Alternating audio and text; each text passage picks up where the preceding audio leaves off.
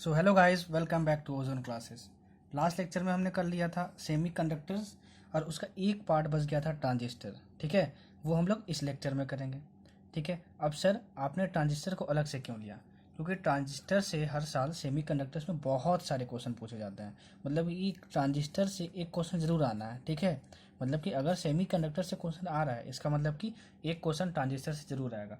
और generally transistor से ही बच्चे से क्वेश्चन नहीं बनता है, इसलिए मैंने इसको अलग से बनाया है। मतलब इसको अलग से लिया और अलग से वीडियो बना रहा हूँ इस पर। क्यों? क्योंकि ट्रांजिस्टर चैप्टर बच्चों को बहुत टफ लगता है। मतलब क्वेश्चन तो बहुत ईजी आता है लेकिन क्वेश्चन बनता है नहीं है। बस देखते हैं कि क्वेश्चन के लाइन में क्या है ट्रांजिस्टर और फिर क्वेश्चन छोड़ देते हैं। लेकिन इस लेक्चर को देखने के बाद, ठीक है, ऐसा कुछ भी फील नहीं होगा आपको।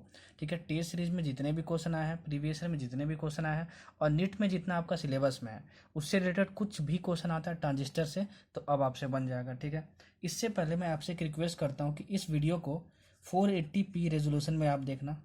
ठीक है, तब आपको ज़्यादा क्लियर वीडियो दिखेगी। और ईयरफोन लगा के देखना। ठीक है, क्योंकि मैं थोड़ा धीरे बोलने वाला हूँ, तो आप बिना ईयरफोन के देखोगे तो आवाज़ आपको हो सकता है कि क्लियर ना आए, लेकिन ईयरफोन लगा के देखोगे तो आवाज़ बहुत ही अच्छी आएगी। ठीक है, तो ट्रांजिस्टर पढ़ते हैं। तो ट्रांजिस्टर देखो, अगर पूरा थ्योरी पढ़ोगे, ठीक है, तो नीट में वहाँ से क्वेश्चन आने ही नहीं वाला है। ठीक है ना, मतलब अगर ट्रांजिस्टर का आप थ्योरी पढ़ने जाओ, उसका वर्किंग पढ़ने जाओ तो आप पागल से हो जाओगे। मतलब ठीक है, आपको लगेगा कि ट्रांजिस्टर छोड़ देना चाहिए, क्योंकि ट्रांजिस्टर बहुत ही कॉम्प्लिकेटेड, अगर समझने बैठो तो बहुत कॉम्प्लिकेटेड टॉपिक है। लेकिन नीट में जितने क्वेश्चंस आते हैं और नीट में जितना सिलेबस है वो आप पढ़ोगे तो आपको इजी लगेगा। मैं वैसे ही आपको पढ़ाऊंगा। मतलब ये आपका जो है रिवीजन हो रहा है। ठीक है, और रिवीजन इस तरीके से हो रहा है कि अगर कोई बच्चा पहली बार इसको देख रहा है तब भी उसको समझ में आएगा। जितना वीडियो में बता रहा हूँ बस उतना पढ़ के चल जाना, ट्रांजिस्टर से सारे क्वेश्चन आपसे बन जाएंगे, प्रीवियस ईयर के और जो आने वाले क्वेश्चन है नीट में। ठीक है, और जो भी आप टेस्ट सीरीज दे रहे हो, इसके बाद ऐसा कभी नहीं होगा कि आप टेस्ट सीरीज में ट्रांजिस्टर क्वेश्चन देखो और आपसे ना बने। आपसे जरूर बनेगा। और जितना भी पढ़ा रहा हूँ, ठीक है, उतना सब कुछ पढ़ लेना, साथ साथ नोट्स बनाते जाना। ठीक, अब चलो हम लोग ट्रांजिस्टर शुरू करते हैं। ठीक, जितना भी चीज़ बोल रहा हूँ, जितना चीज़ लिखूंगा, सबके बेसिस पे नोट्स बना लेना। ट्रांजिस्टर से एक भी क्वेश्चन अटकेगा नहीं। ठीक है ना? चलो, जितना ज़रूरत है हम लोग उतना ही पढ़ेंगे, उतना ही समझेंगे। देखो, सबसे पहले ट्रांजिस्टर का मतलब क्या होता है। ट्रांजिस्टर का मतलब क्या होता है, देखो, समझ लो कि ट्रांजिस्टर एक डिवाइस है। बस क्या है? डिवाइस है। और ये बना कैसे जाता है, बनाया कैसे जाता है? तीन सेमी कंडक्टर को मिला के, तीन सेमी कंडक्टर को ज्वाइन करके बनाया जाता है। जिसमें कि एक थीन लेयर होता है सेमी कंडक्टर का और दो थिक लेयर्स होते हैं। दो थिक लेयर्स होते हैं सेमी कंडक्टर के। ठीक है, अब देखो,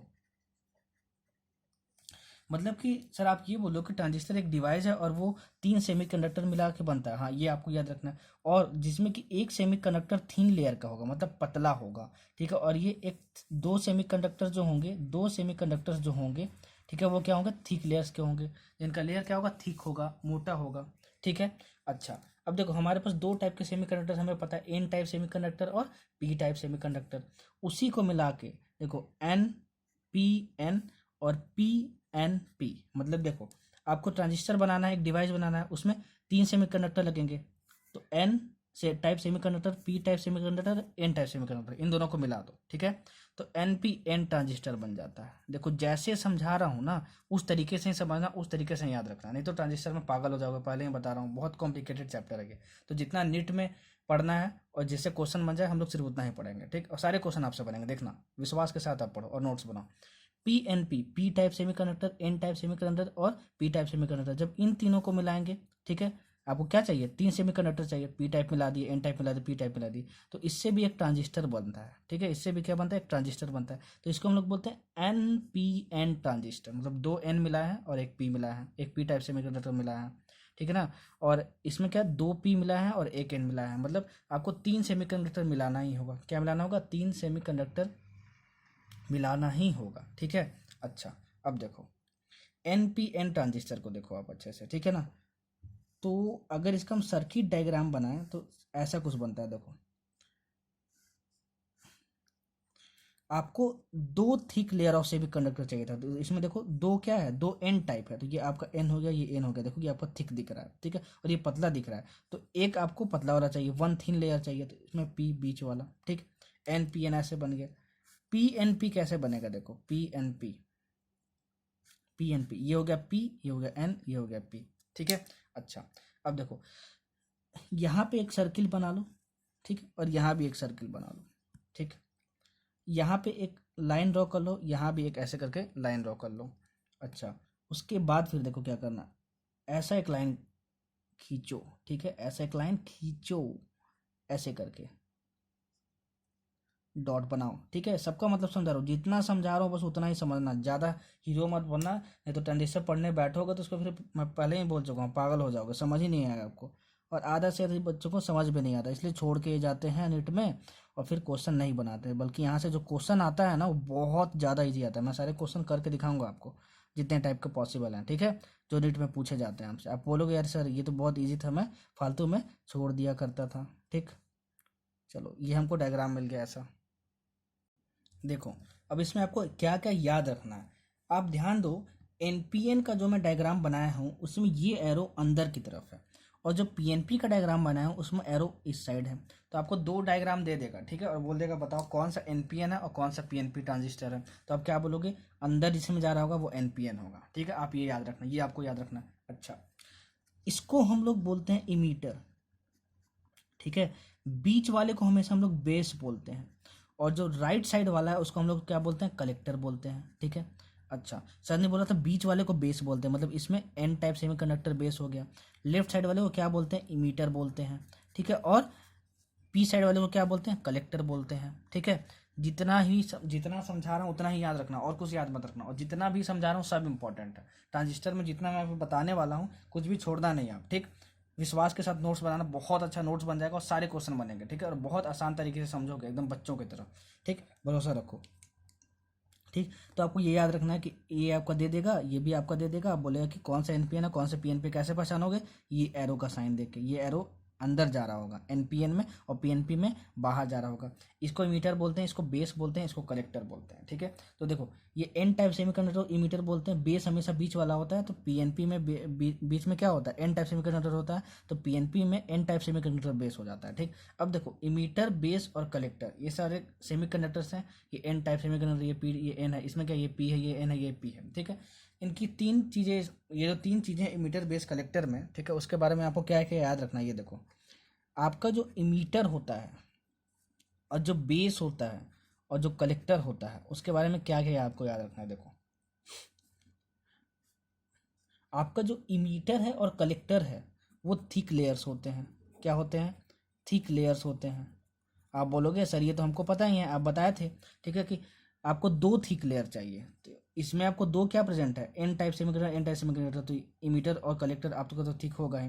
वैसे ही पीएनपी में आपको दो थिक लेयर ऑफ सेमीकंडक्टर चाहिए था, तो दो तो इसमें एन है नहीं, दो पी है, मतलब ये दोनों थिक होंगे, ये दोनों थिक होंगे, मतलब इमीटर और कलेक्टर, तो इमीटर और कलेक्टर आपका थिक हुए, तो बेस क्या हो जाएगा आपका, थीन लेयर हो गया, ठीक है, क्या हो गया, थीन लेयर हो गया। अच्छा, अब जो इमीटर है ना आपका उसको हेवली डोप्ड किया जाता है, क्या किया जाता है, हेवली डोप्ड किया जाता है, ठीक है। और जो बेस है आपका ना उसको लाइटली डोप्ड किया जाता है, क्या, लाइटली डोप्ड। देखो डोपिंग का मतलब मैंने बता दिया अपने पिछले लेक्चर में, सारा मेरा लेक्चर देखोगे तभी आपको सब कुछ समझ में आएगा आगे भी, ठीक है। मैं हमेशा हर लेक्चर में बोलता हूँ किसी भी मेरे लेक्चर को स्किप मत किया करो।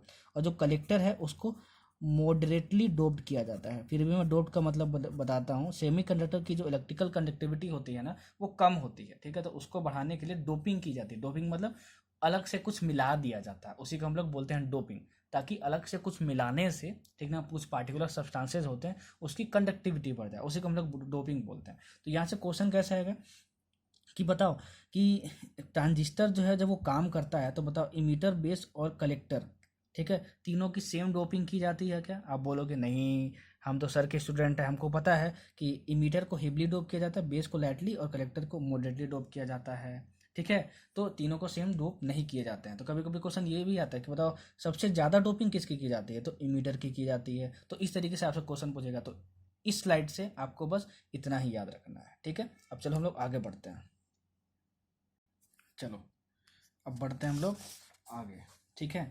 देखो अब देखो पीएनपी ट्रांजिस्टर के बारे में कुछ चीज़ें, ठीक। देखो ट्रांजिस्टर जो होता है ना वो एक डिवाइस होता है, मैंने बताया, सर ने बताया, ठीक है। तो ट्रांजिस्टर को हम लोग सर्किट में लगा देते हैं और फिर हमें हमारा वहाँ से करंट फ्लो होता है। ट्रांजिस्टर के कितने पार्ट्स होते हैं? 3 होते हैं, इमीटर होता है, बेस होता है और कलेक्टर होता है, ठीक है। अच्छा, क्या होता है? इमीटर होता है, बेस होता है और कलेक्टर होता है, ठीक है। इसमें 2 टर्म्स को ध्यान देना, ठीक है। Emitter base junction, emitter base junction, ठीक है। और दूसरा ध्यान देना आप, collector base junction, collector base junction. Sir ये क्या होता है? मत समझो, कोई ज़रूरत नहीं है। जो टर्म्स बोल रहे हैं बस उसको याद करके चल जाना, क्योंकि वैसे भी ये रिवीजन लेक्चर है। मैं पूरी थ्योरी इसकी नहीं समझा सकता, और पूरी थ्योरी अगर समझाता भी हूँ तो आप पागल जैसे हो जाओगे, फिर छोड़ दोगे इस लेक्चर को, मुझे पता है, ठीक है। तो प्यार से बस जितना समझा रहा हो उतना समझ लो, ठीक है। जितना भी प्रीवियस ईयर में है बन जाएगा, जितना भी टेस्ट सीरीज में क्वेश्चन आता है बन जाएगा, और जो भी नीट में क्वेश्चन आएगा वो बन जाएगा, ठीक है। प्रॉपर रिवीजन करवा रहा हूँ ताकि बच्चे को भी समझ में आए, ठीक है। देखो, तो पीएनपी ट्रांजिस्टर में आपको क्या याद रखना है? Emitter base junction, collector base junction, ठीक है, ये पहला हुआ। और देखो दूसरे में क्या रखना? एनपीएन ट्रांजिस्टर जब होगा तो क्या होगा? एनपीएन ट्रांजिस्टर होगा तो क्या होगा, ठीक। अच्छा, तो एनपीएन ट्रांजिस्टर होगा तो वैसे ही याद कर लो, emitter base junction, emitter base junction, ठीक है, इमीटर बेस जंक्शन। और दूसरा याद कर लो, कलेक्टर बेस जंक्शन, सेम लिख लो ये, ठीक है ना, कलेक्टर बेस जंक्शन, ठीक।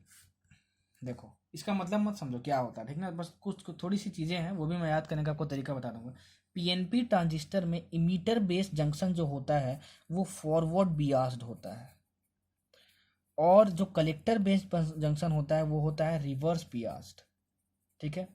सेम वही यहाँ पर एनपीएन ट्रांजिस्टर में भी ये होता है फॉरवर्ड बियास्ड, ठीक है। और कलेक्टर बेस जंक्शन में भी ये चीज़ होता है, collector base junction NPN transistor में भी होता है रिवर्स बियास्ड, ठीक है। मतलब दोनों में इमीटर बेस जंक्शन और कलेक्टर बेस जंक्शन होता है, और दोनों में सेम फॉरवर्ड बियास और रिवर्स बियास होता है, हम ये याद कर लिए, ठीक है। अच्छा, अब देखो इसमें क्या रखना, emitter base junction forward Beas होता है, इसका मतलब ये होता है, समझो इसका मतलब ये होता है, आपको याद क्या बस इसमें रखना है कि positive pole of emitter base लिख देना है यहाँ पे, positive pole of emitter base, ठीक है ना, is connected to, is connected to, इसका इमीटर बेस का फर्स्ट वाला पार्ट इमीटर, ठीक है, and and negative pole to the base. देखो लिखना इसको सीखना, ठीक है ना, रटना नहीं है, इसको लिखना सीखो। देखो फॉरवर्ड बियास होता है, ये रिवर्स बियास होता है, फॉरवर्ड बियास रिवर्स बियास, ये तो सेम था हमारे पास, ठीक है। Positive pole of emitter base, ठीक है ना, हमेशा पहले पॉजिटिव पोल लिखना। पॉजिटिव फॉरवर्ड बियास मतलब क्या होता था हमारा, बताओ, कि पॉजिटिव साइड बैटरी का, पॉजिटिव साइड बैटरी का एन साइड से जुड़ा हो, सॉरी पी साइड से जुड़ा हो, ठीक है। और नेगेटिव साइड बैटरी का किससे जुड़ा हो? एन साइड से जुड़ा हो, हमारा ये होता था कि नहीं होता था? अच्छा, अब देखो, तो जब भी फॉरवर्ड बियास का हो तो सबसे पहले पॉजिटिव पोल लिखना, तो positive pole of emitter base, ये पूरा लिख लेना, इज कनेक्टेड टू, इसका first part emitter, and positive pole हो गया तो अब निगेटिव पोल, तो इमीटर बेस का सेकंड पार्ट, मतलब negative pole to the base हो गया। तो इस तरीके से आपको याद रखना है, ठीक है। वैसे ही देखो एनपीएन ट्रांजिस्टर में फॉरवर्ड बियास्ड, क्या फॉरवर्ड बियास्ड मतलब क्या, सबसे पहले हमको फॉरवर्ड बियास्ड टर्म आएगा तो पॉजिटिव पोल लिखेंगे, तो क्या होगा, positive pole, positive positive positive pole, ठीक है, ऑफ, फिर क्या लिखेंगे, ऑफ के बाद क्या लिखेंगे, इमीटर बेस, मतलब ये जो था, ठीक है ना, वैसे ही लिख दो इमीटर बेस यहाँ पे, positive pole of emitter base, positive pole of emitter base is connected, is connected to, ठीक है। देखो अब यहाँ पे ध्यान देना, यहाँ पे positive pole of emitter base connected to emitter base का फर्स्ट वाला टर्म लिखते थे,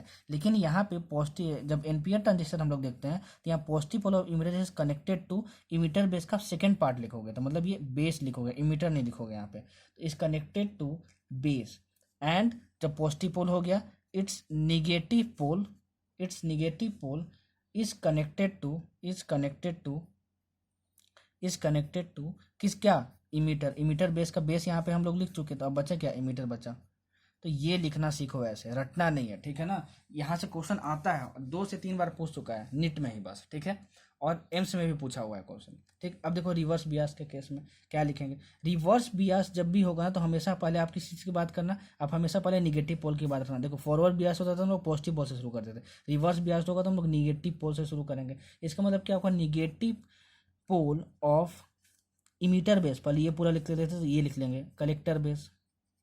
अब क्या, negative pole of collector base is connected to, ठीक है। पीएनपी ट्रांजिस्टर में इमीटर बेस का पहले इमीटर लिखे थे, वैसे ही कलेक्टर बेस का पहले कलेक्टर लिखेंगे, इज कनेक्टेड टू कलेक्टर, ठीक है। एंड निगेटिव पोल की बात हो गई, अब पॉजिटिव पोल की बात होगी। पॉजिटिव पोल इज टू किससे कनेक्टेड होता है, वो कनेक्टेड होता है, ठीक है, कलेक्टर बेस का सेकेंड वाला पार्ट लिखना है, मतलब क्या, बेस, मतलब बेस से कनेक्टेड होता है, ठीक है। वैसे इसमें देखो collector base junction NPN transistor में तो रिवर्स बियास होगा, तो सबसे पहले हम निगेटिव पोल की बात करेंगे। तो निगेटिव पोल ऑफ, फिर ये पूरा लिखेंगे, collector base, negative pole of collector base is connected to positive, negative pole of collector base is connected to, ठीक है। अच्छा, तो आपको ये एनपीएन ट्रांजिस्टर की बात हो रही थी, तो रिवर्स भी आया था पता, negative pole of collector base पूरा लिख दिए, ठीक है। अच्छा, और जब एनपीएन ट्रांजिस्टर की बात होती है तो पहले इमीटर बेस में हम लोग सेकेंड वाला पार्ट लिखते थे पहले, ठीक है, देखो बेस लिखते थे, तो negative pole of collector base is connected to base, ठीक है, is connected to base. And जब पॉजिटिव पोल हो गया तो positive pole is connected to क्या, अब क्या बचा आपके पास, अब बचा क्या आपके पास, बचा कलेक्टर बचा, तो आप क्या लिख दो यहाँ पे, कलेक्टर लिख दो, ठीक। अब देखो ये मैंने बहुत बारीकी से और बहुत धीरे धीरे समझाया, ठीक है। ये पूरा स्लाइड आपको लिखने आना चाहिए, मैं तरीका भी बता दिया हूँ कैसे लिखेंगे। यहाँ से बहुत क्वेश्चन पूछा जाता है, क्या पूछा जाता है, बहुत क्वेश्चन पूछा जाता है, ठीक है। और ट्रांजिस्टर से, ठीक है, यहाँ से क्वेश्चन आता है, क्या आता है क्वेश्चन की, बोलेगा अगर बताओ पीएनपी ट्रांजिस्टर में इमीटर बेस फॉरवर्ड होता है कि रिवर्स बियास होता है, तो फॉरवर्ड बियास टिक मारोगे। पीएनपी ट्रांजिस्टर में कलेक्टर बेस जंक्शन में रिवर्स बियास होने का मतलब क्या होता है, तो होने का मतलब ये होता है, और इसको आपको टिक मारना होगा, ठीक है। और मैं आपको बता दिया कैसे कैसे क्वेश्चन आएंगे, ठीक है। अब आपका है, आप इसको नोट्स बना लो, ठीक है, और बार बार इसको लिखना सीख लो। नहीं समझ में आया तो दोबारा रिप्ले करो, एकदम धीरे धीरे आपको बताऊँ, आपको जरूर समझ में आएगा, ठीक। तो ये जितना भी स्लाइड है, जितना भी सब कुछ बता रहा हूँ ट्रांजिस्टर के बारे में, कुछ भी स्किप मत करना, ठीक है, क्योंकि ऑलरेडी मैं बहुत फिल्टर करके आपको बता रहा हूँ जो आपको बहुत ज़्यादा इंपॉर्टेंट है और जिससे आपसे सारे क्वेश्चन बन जाएंगे। ये मत समझना कि सर आप तो बोलो कि फिल्टर करके बता रहे हैं, अरे भाई फिल्टर करके बता रहा हूँ, मतलब थ्योरी पढ़ने से अभी कुछ फ़ायदा नहीं है। इस मोमेंट में थ्योरी पढ़ोगे ना तो आप पागल से हो जाओगे, मैं बार बार बोल रहा हूँ। अब पढ़ के देख लेना एक बार ट्रांजिस्टर, बुक पढ़ोगे पलटोगे ना तो समझ ही नहीं आएगा, पता नहीं क्या क्या सर्किट वगैरह दिया है, वो कोई काम का नहीं है। नीट में जहाँ से क्वेश्चन आता है वो मैं सब कुछ कवर कर दूंगा, फिर आपसे क्वेश्चन बनेंगे ट्रांजिस्टर के, ठीक है, और डरोगे नहीं आप कभी, ठीक। अब चलो आगे, आगे बढ़ो आगे बढ़ो। अब देखो 3 टाइप के और आपके ट्रांजिस्टर्स होते हैं, ठीक है ना। एक होता है कॉमन बेस और एक होता है कॉमन इमीटर, और तीसरा भी होता है कॉमन कलेक्टर, ठीक है, वो आपके सिलेबस में नहीं है, ठीक है। कॉमन बेस ट्रांजिस्टर होता है ये, ठीक है, और कॉमन इमीटर ट्रांजिस्टर होता है ये। देखो इसके बारे में क्या क्या आपसे पूछने वाला है, सिर्फ वही करवाऊंगा, ठीक, सिर्फ वही करवाऊंगा। आपसे क्या क्या पूछेगा, देखो कॉमन बेस ट्रांजिस्टर का आपको इनपुट कैरेक्टरिस्टिक्स दिया रहेगा। कैरेक्टरिस्टिक मतलब क्या होता था सेमीकंडक्टर में, ग्राफ दिया रहेगा, ठीक। इसका क्या दिया रहेगा आपको, इनपुट कैरेक्टरिस्टिक दिया रहेगा, इनपुट कैरेक्टरिस्टिक्स दिया रहेगा, ठीक है। देख लेना स्पेलिंग से ये गलत है, गलत होगा तो सुधार लेना, ठीक है। इस इनपुट कैरेक्टरिस्टिक को हम लोग इमीटर कैरेक्टरिस्टिक भी बोलते हैं, क्या बोलते हैं, इमीटर कैरेक्टरिस्टिक भी बोलते हैं, ठीक है। देखो इसका ग्राफ कैसे आपको गिवन होगा, ठीक, इसका ग्राफ ऐसा कुछ गिवन होगा, ये आपका हो गया इमीटर करंट, ये क्या हो गया इमीटर करंट, और ये हो गया आपका इमीटर बेस वोल्टेज, क्या हो गया आपका इमीटर बेस वोल्टेज, ठीक है। ऐसा कुछ ग्राफ ऐसा आता है,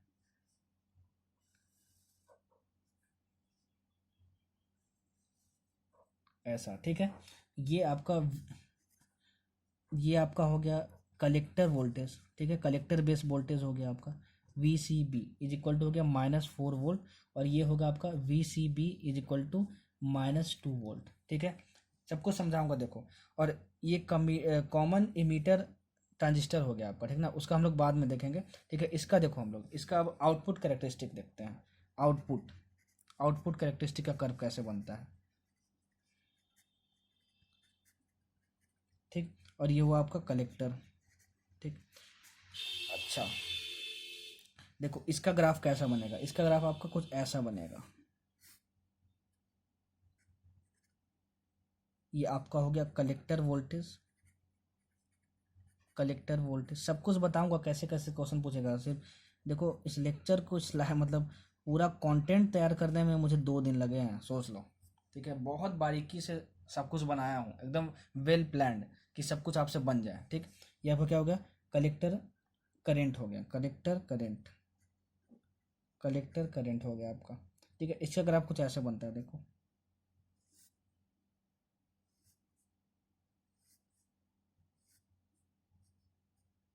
ठीक है, और ये I E is equal to 20 milli ampere.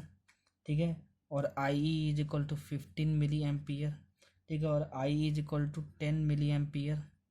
ठीक है, and this is I is equal to 5 milli ampere. देखो अब समझो, ठीक है, क्या क्वेश्चन आएगा। आपको दिया रहेगा कि एक कॉमन बेस एम्पलीफायर है, उसके इनपुट कैरेक्टरिस्टिक्स दिए हुए हैं। इनपुट कैरेक्टरिस्टिक मतलब इमिटर कैरेक्टरिस्टिक दिए हुए हैं। ठीक है, तो बताओ input characteristic common base transistor किसके किसके बीच में ड्रॉ किया जाता है। ठीक है, तो आई क्या होता है, इमीटर करेंट होता है, इमीटर करेंट।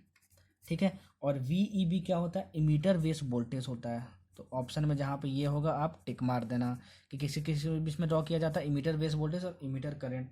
ठीक है, एट कांस्टेंट व्हाट, मतलब एट कांस्टेंट कलेक्टर वोल्टेज। इसको हम लोग सिंपली वीसी से भी डिनोट करते हैं, और इसको हम लोग बोलते हैं कलेक्टर वोल्टेज।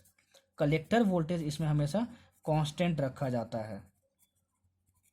ठीक है, अच्छा ये आपका हुआ इनपुट कैरेक्टरिस्टिक, ये आपका सेकंड पार्ट। ठीक है, आपसे देखो एक चीज़ और पूछ सकता है कि दो ऐसे आपको ग्राफ दिया रहेगा इनपुट कैरेक्टरिस्टिक के लिए। ठीक है, अब बोल देगा कि बताओ वीसी भी ग्रेटर है कि ये, मतलब ये वाला ग्रेटर है कि ये वाला ग्रेटर है। तो आप देख रहे हो कि जो पहले आया है इस साइड, ठीक है ना, इस साइड पहले आया है, उसकी वैल्यू कम है -4, और इसकी वैल्यू ज़्यादा है -2। ठीक है, अरे -2 ज़्यादा है -4 से। ठीक है ना, तो आपसे ये पूछ सकता है इनपुट कैरेक्टरिस्टिक में। वैसे में आउटपुट में क्या पूछेगा कि आउटपुट कैरेक्टरिस्टिक को कॉमन बेस ट्रांजिस्टर में और क्या बोलते हैं, बोलते हैं कलेक्टर ये। ठीक है, और किसके बीच में एक ग्राफ ड्रॉ किया जाता है, तो ये ड्रॉ किया जाता है कलेक्टर करंट और कलेक्टर वोल्टेज के बीच में ड्रॉ किया जाता है। ठीक है, और इसमें किस चीज़ को कांस्टेंट रखा जाता है, तो देखो आई ई मतलब कि ये आपका इमीटर करंट हो गया, इमीटर करंट इसमें कांस्टेंट रखा जाता है। क्या किया जाता है, कांस्टेंट रखा जाता है। तो जब हम लोग आउटपुट कैरेक्टरिस्टिक ड्रॉ करते हैं कॉमन बेस ट्रांजिस्टर का, तो क्या कांस्टेंट रखा जाता है, इमीटर करंट रखा जाता है। जब इनपुट ड्रॉ करते हैं तो कलेक्टर वोल्टेज कांस्टेंट रखा जाता है। अच्छा, अब ऐसे 4 लाइन आपको दे देगा, बताओ कौन सा करंट ज़्यादा है, कौन सा इमीटर करंट ज़्यादा है। तो देखो सबसे ज़्यादा ये है 20, सबसे ऊपर वाला, और ये 15, फिर 10 और फिर 5। तो ऐसे भी क्वेश्चन आपसे आता है, मतलब किसके बीच में ग्राफ ड्रॉ कर रहा है, इसके बीच में रिलेशन पूछ देगा आपसे, किसके किसके बीच में ड्रॉ किया जाता है। जब इनपुट होता है तो क्या कांस्टेंट रखते हैं, जब आउटपुट रखते हैं तो क्या कांस्टेंट रखते हैं। ठीक है, देखो रिवीजन कराने का मेरा तरीका यही है कि मतलब क्वेश्चन कहाँ कहाँ से पूछ सकता है ना, सब कुछ एकदम निचोड़ दो उसको अच्छे तरीके से। ठीक है, मेरा तो यही तरीका है। ठीक, अब देखो जब वहीं पे आपका तो ये हो गया कॉमन बेस ट्रांजिस्टर, आपका ये हो गया कॉमन बेस ट्रांजिस्टर। ठीक, अब देखो कॉमन इमीटर ट्रांजिस्टर में क्या होगा, जब आप इनपुट कैरेक्टरिस्टिक ड्रॉ करोगे ना, जब इनपुट ड्रॉ करोगे, ठीक है, तो इनपुट जब ड्रॉ करोगे तो देखो इनपुट इसमें ड्रॉ किया जाता है कुछ ऐसा।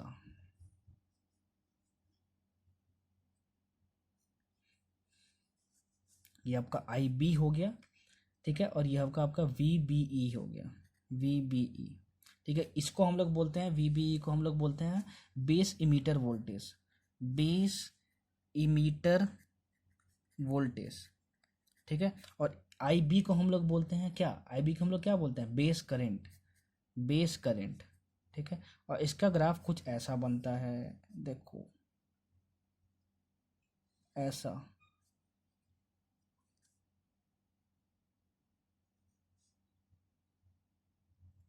ठीक है, थोड़ा सा आपको अंतर दिख रहा होगा इन दोनों में।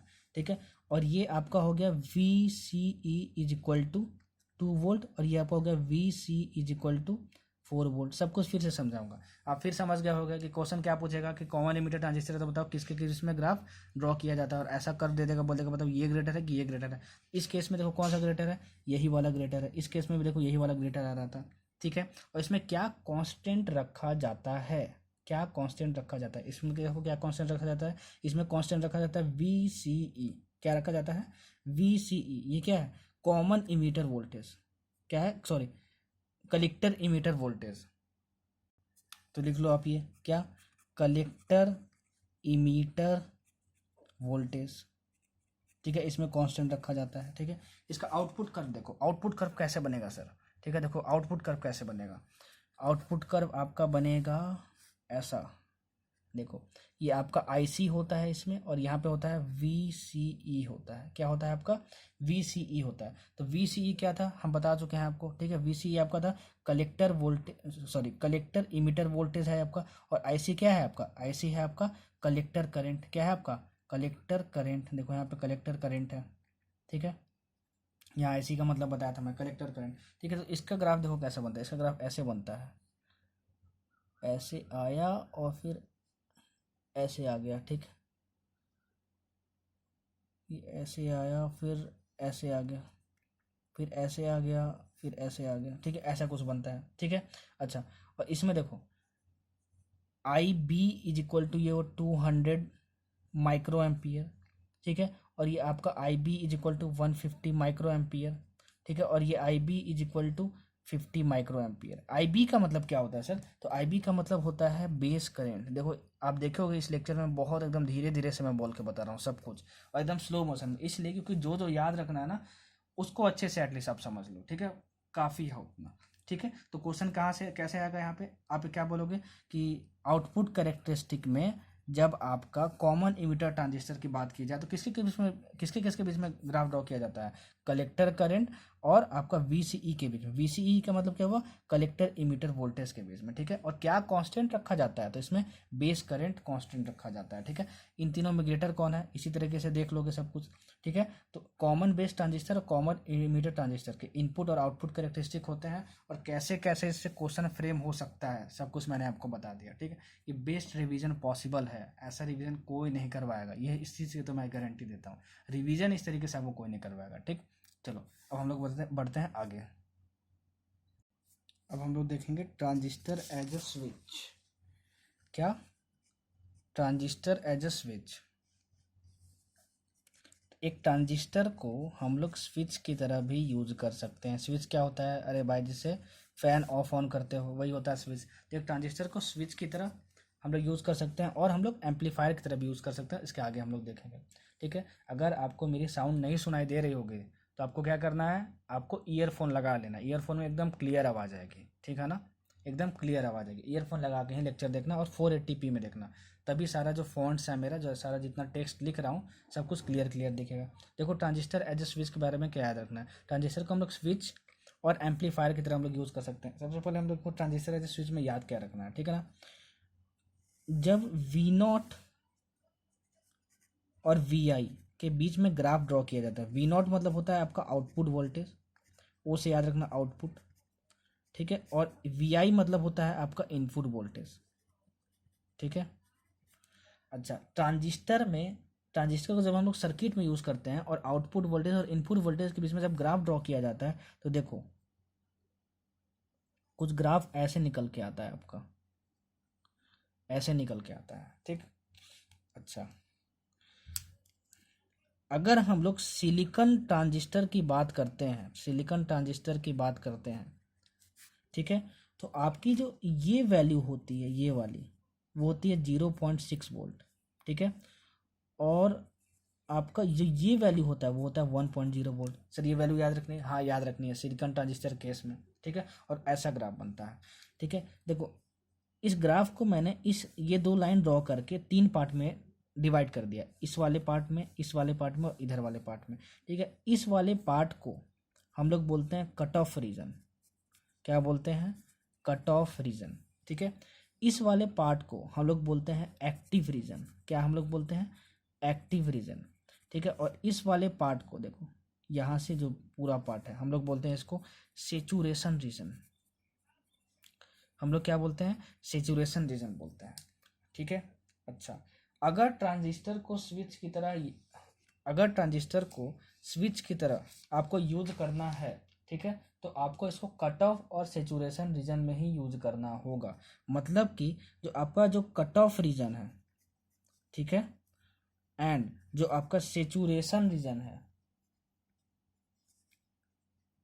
उसमें अगर आप ट्रांजिस्टर को यूज करते हो तब आपको जो ट्रांजिस्टर है एज अ स्विच की तरह काम करेगा। बहुत बहुत बहुत ज़्यादा इंपॉर्टेंट पॉइंट है और पता नहीं कितने सारे एग्जाम में रिपीट हो गया है। मतलब आपसे क्वेश्चन क्या पूछेगा ना कि जो ट्रांजिस्टर है अगर उसको स्विच की तरह यूज़ करना है तो आपको बताओ कौन से रीजन में यूज़ करना होगा।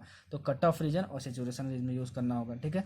ट्रांजिस्टर जब स्विच की तरह हम लोग यूज़ करते हैं तो आउटपुट वोल्टेज और इनपुट वोल्टेज में ऐसा कुछ ग्राफ बनता है। और देखो कट ऑफ रीजन में आपका जो वी नॉट है आउटपुट वोल्टेज ऑलमोस्ट कांस्टेंट है और सेचुरेशन रीजन में भी आउटपुट वोल्टेज ऑलमोस्ट कांस्टेंट है। तो आपसे ये भी पूछ सकता है कि बताओ ट्रांजिस्टर को जब स्विच की तरह यूज़ करेंगे तो बताओ आउटपुट वोल्टेज कांस्टेंट होगा कि नहीं होगा। तो आउटपुट वोल्टेज कांस्टेंट होगा। देखो इनपुट वोल्टेज बढ़ रहा है, देखो इनपुट वोल्टेज इस डायरेक्शन में बढ़ रहा है लेकिन वी नॉट नहीं बढ़ रहा है। ठीक है। तो कट ऑफ रीजन में और सेचुरेशन रीजन में आपका वी नॉट कांस्टेंट है, मतलब आउटपुट वोल्टेज कांस्टेंट है। बस बस इतना ही आपको याद रखना है ट्रांजिस्टर एज ए स्विच को लेकर।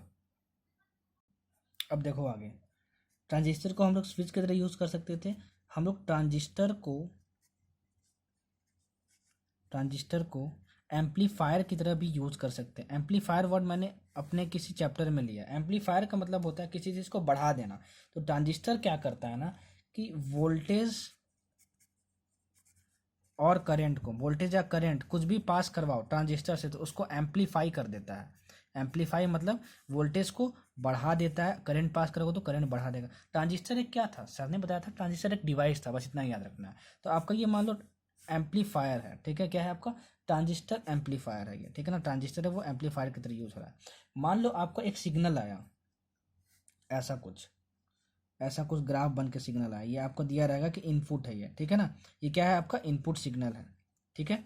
तो आपको एम्पलीफायर से पास करवा के आपको दो आउटपुट मिल सकते हैं। देखो या तो आपको सेम ऐसा ही मिलेगा या फिर आपको देखो कैसा मिलेगा ग्राफ, आपको मिलेगा ऐसा, देखो पलट जाएगा ये। ठीक है। ये ऊपर वाला नीचे हो गया, नीचे वाला ऊपर हो गया। ठीक है। तो देखो ट्रांजिस्टर एम्पलीफायर की तरह दो टाइप के मतलब दो तरीके के बिहेवियर दिखा सकता है। जब वो एक कॉमन बेस एम्पलीफायर हो, मतलब कि ट्रांजिस्टर को एम्पलीफायर के फॉर्म में दो तरीके से यूज कर सकते हैं और उस दो तरीके का नाम क्या है, कॉमन बेस एम्पलीफायर। क्या नाम है, common base amplifier and common emitter amplifier. ठीक है। मतलब कि ट्रांजिस्टर को एम्पलीफायर की तरह यूज कर सकते हैं और ये एम्पलीफायर दो टाइप के हो सकते हैं, common base amplifier and common emitter amplifier, जो आपको पढ़ना है। ठीक है ना। अच्छा, क्वेश्चन क्या आएगा सर ये बताइए ना। देखो ट्रांजिस्टर एक डिवाइस है, आपको दिया रहेगा कि एक ट्रांजिस्टर को एम्पलीफायर की तरह यूज करें और वो एम्पलीफायर कैसा है, कॉमन बेस एम्पलीफायर है। तो इनपुट सिग्नल का ऐसा है, तो बताओ कि आउटपुट सिग्नल कैसा होगा। तो अगर क्वेश्चन में दिया हो कि वो एम्पलीफायर कॉमन बेस एम्पलीफायर है तो इनपुट सिग्नल ऐसा है, तो वैसे का वैसा आउटपुट सिग्नल भी होगा। अगर क्वेश्चन में गिवन है कि कॉमन इमीटर एम्पलीफायर है तो इनपुट सिग्नल ऐसा है तो आउटपुट सिग्नल ऐसा होगा। इससे आप ये देख रहे हो कि जब आपका कॉमन बेस एम्पलीफायर था, ठीक है, अगले स्लाइड में हम लोग देख लेते हैं, दोनों इनपुट और आउटपुट सिग्नल दोनों सेम तरीके के थे। ठीक है। मतलब आपका जब कॉमन बेस एम्पलीफायर था, ठीक है, तो आपका क्या था, देखो ऐसा इनपुट सिग्नल था तो आपको आउटपुट कैसा मिला था, आउटपुट भी ऐसा मिला था। ठीक है। मैंने ऑसिलेशन से वेव में बनाया था। ठीक है। जब ऐसा ही सेम इनपुट और आउटपुट मिल जाता है वो क्या होता है, इसको बोलते हैं दोनों सेम फेज में है। दोनों क्या है, सेम फेज में है। मतलब कि कॉमन बेस एम्पलीफायर में जो इनपुट सिग्नल होता है और जो आउटपुट सिग्नल होता है, ठीक है, वो सेम फेज में होता है। बहुत ज़्यादा इंपॉर्टेंट पॉइंट, बहुत बहुत बहुत ज़्यादा इंपॉर्टेंट पॉइंट याद रखना। ठीक है। लेकिन आपका जो कॉमन इमीटर ठीक है, एम्पलीफायर हो, ठीक है ना, तो उसमें जब हमारा ऐसा था सिग्नल, ठीक है, तो आपको जैसा ऐसा इनपुट आप दे रहे थे तो आपको आउटपुट कैसे मिला था, ये वाला नीचे और ये वाला ऊपर हो जा रहा था। अभी मैंने पिछले स्लाइड में बताया ये आउटपुट था। तो इन दोनों के जो बीच का फेस डिफरेंस होता है वो होता है 180 डिग्री। क्या होता है फेस 180 डिग्री मतलब पाई होता है। ये क्या होता है फेस डिफरेंस होता है। मतलब कि अगर आपसे क्वेश्चन में पूछा जाए कि बताओ कॉमन इमीटर एम्पलीफायर यूज कर एक इनपुट सिग्नल दिए और आउटपुट सिग्नल आया, ठीक है, तो बताओ इसका अगर फेज फाई है तो इसका फेज कितना होगा, फाई प्लस पाई होगा। क्यों? क्योंकि आपको फेज डिफरेंस मतलब क्या, दिस माइनस दिस कितना आना चाहिए, पाई आना चाहिए। ऑसिलेशन एंड वेव्स में मैंने बताया था फेज डिफरेंस का मतलब, ठीक है, मतलब कि इसका फेज पाई है तो इसका फेज फाई प्लस पाई होना चाहिए, ठीक है, मतलब इन दोनों के फेज डिफरेंस कितना हो जाएगा, पाई हो जाएगा। ये समझ में आ गया। अब देखो कॉमन बेस एम्पलीफायर पीएनपी का भी यूज करके बना सकते हैं और एनपीएन ट्रांजिस्टर का भी यूज करके बना सकते हैं। वैसे सेम पीएनपी और एनपीएन दोनों यूज करके हम लोग बना सकते हैं। चाहे पीएनपी हो चाहे एनपीएन हो, अगर कॉमन इमीटर एम्पलीफायर है तो फेज डिफरेंस 180 डिग्री होगा। चाहे पीएनपी हो चाहे एनपीएन हो, कॉमन बेस एम्पलीफायर होगा तो इनपुट सिग्नल और आउटपुट सिग्नल दोनों सेम फेज में होंगे। समझ में आया? बस इतना ही आपको याद रखना है। ठीक ठीक, तो आपको ये याद हो गया। अच्छा, अब देखो इंटीग्रेटेड सर्किट क्या होता है। इंटीग्रेटेड सर्किट क्या होता है, देखो जब हम लोग रेजिस्टर्स को, कैपेसिटर्स को, रेक्टिफायर्स को, डायोड्स को, एम्पलीफायर्स को, ट्रांजिस्टर्स को एक ही छोटे से सर्किट में इम्बेड कर सके, इम्बेड मतलब लगा सके, तो उसको हम लोग बोलते हैं इंटीग्रेटेड सर्किट। क्या बोलते हैं? Integrated circuit. सर इसका एग्जांपल दे दीजिए, थोड़ा इजी लैंग्वेज में समझा दीजिए। देखो जो आपके मोबाइल में जो चिप लगाते हो ना, जो चिप लगाते हो, आपको जो मेमोरी कार्ड होता है, ठीक है, या फिर बोलते हैं कि बहुत सारे मोबाइल में चिप लगा होता है अंदर, वो चिप जो है वो एक इंटीग्रेटेड सर्किट ही है।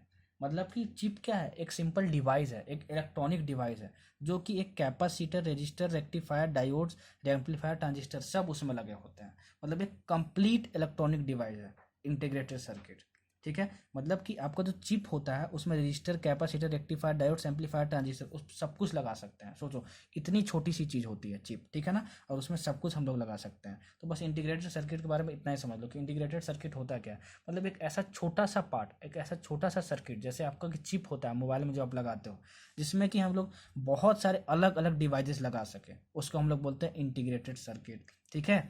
This is called as a complete electronic device. क्या? Complete electronic device.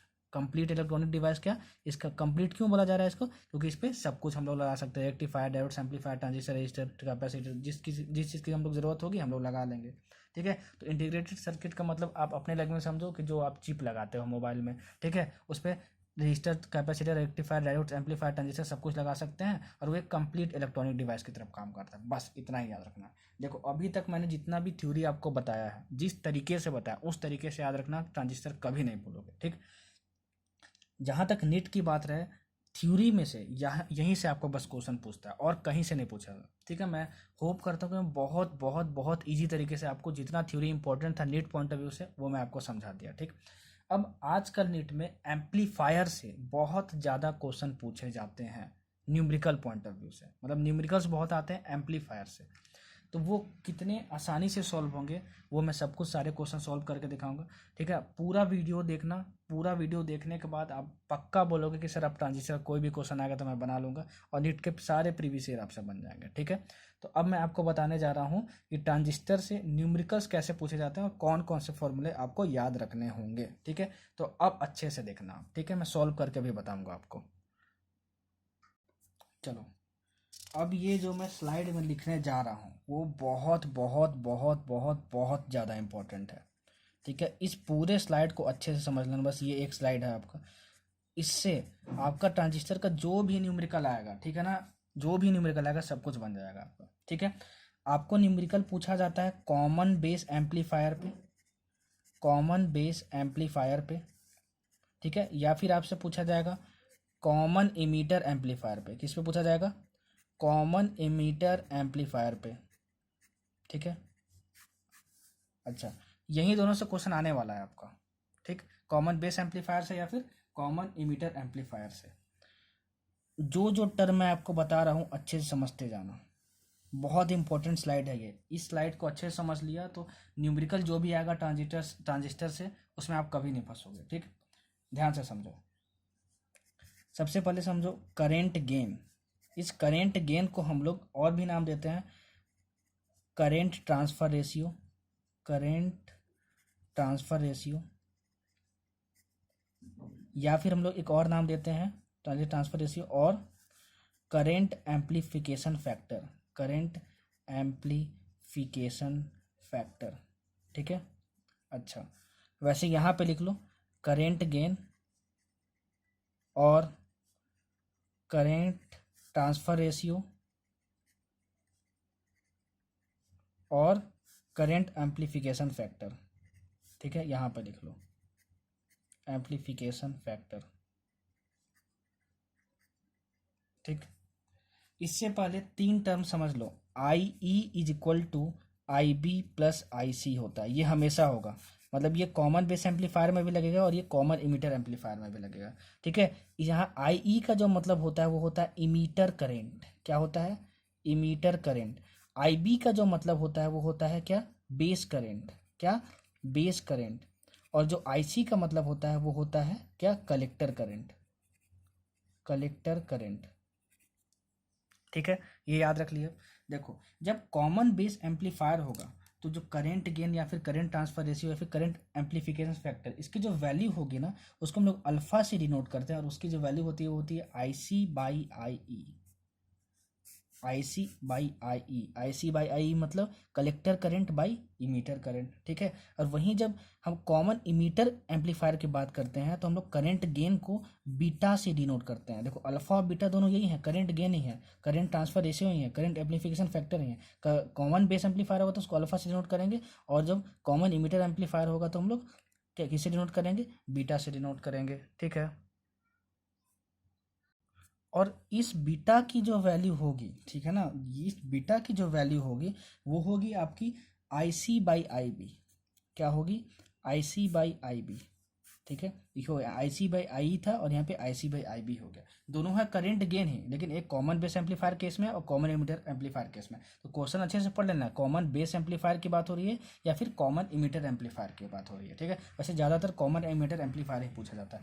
और इस जो अल्फा और बीटा में रिलेशन होता है ना वो होता है beta is equal to alpha by one minus alpha. बहुत ज़्यादा इंपॉर्टेंट, बहुत बहुत बहुत ज़्यादा इंपॉर्टेंट, बहुत बार रिपीट हुआ है रिलेशन। बोलता है कि बताओ कॉमन बेस एम्पलीफायर और कॉमन इमीटर एम्पलीफायर के करेंट गेन्स में, ठीक है, क्या रिलेशन होता है? तो beta is equal to alpha by one minus alpha. ठीक है, यहाँ से देखो आप एक चीज़ और कर सकते हो, beta one minus alpha is equal to alpha आ गया।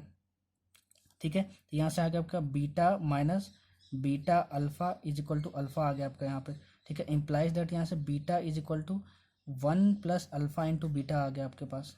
One plus beta by alpha आ गया। इस वाले टर्म को इस साइड ले आया हूँ और अल्फा कॉमन ले लिया हूँ, तो यहाँ से आ गया alpha is equal to beta by one plus beta.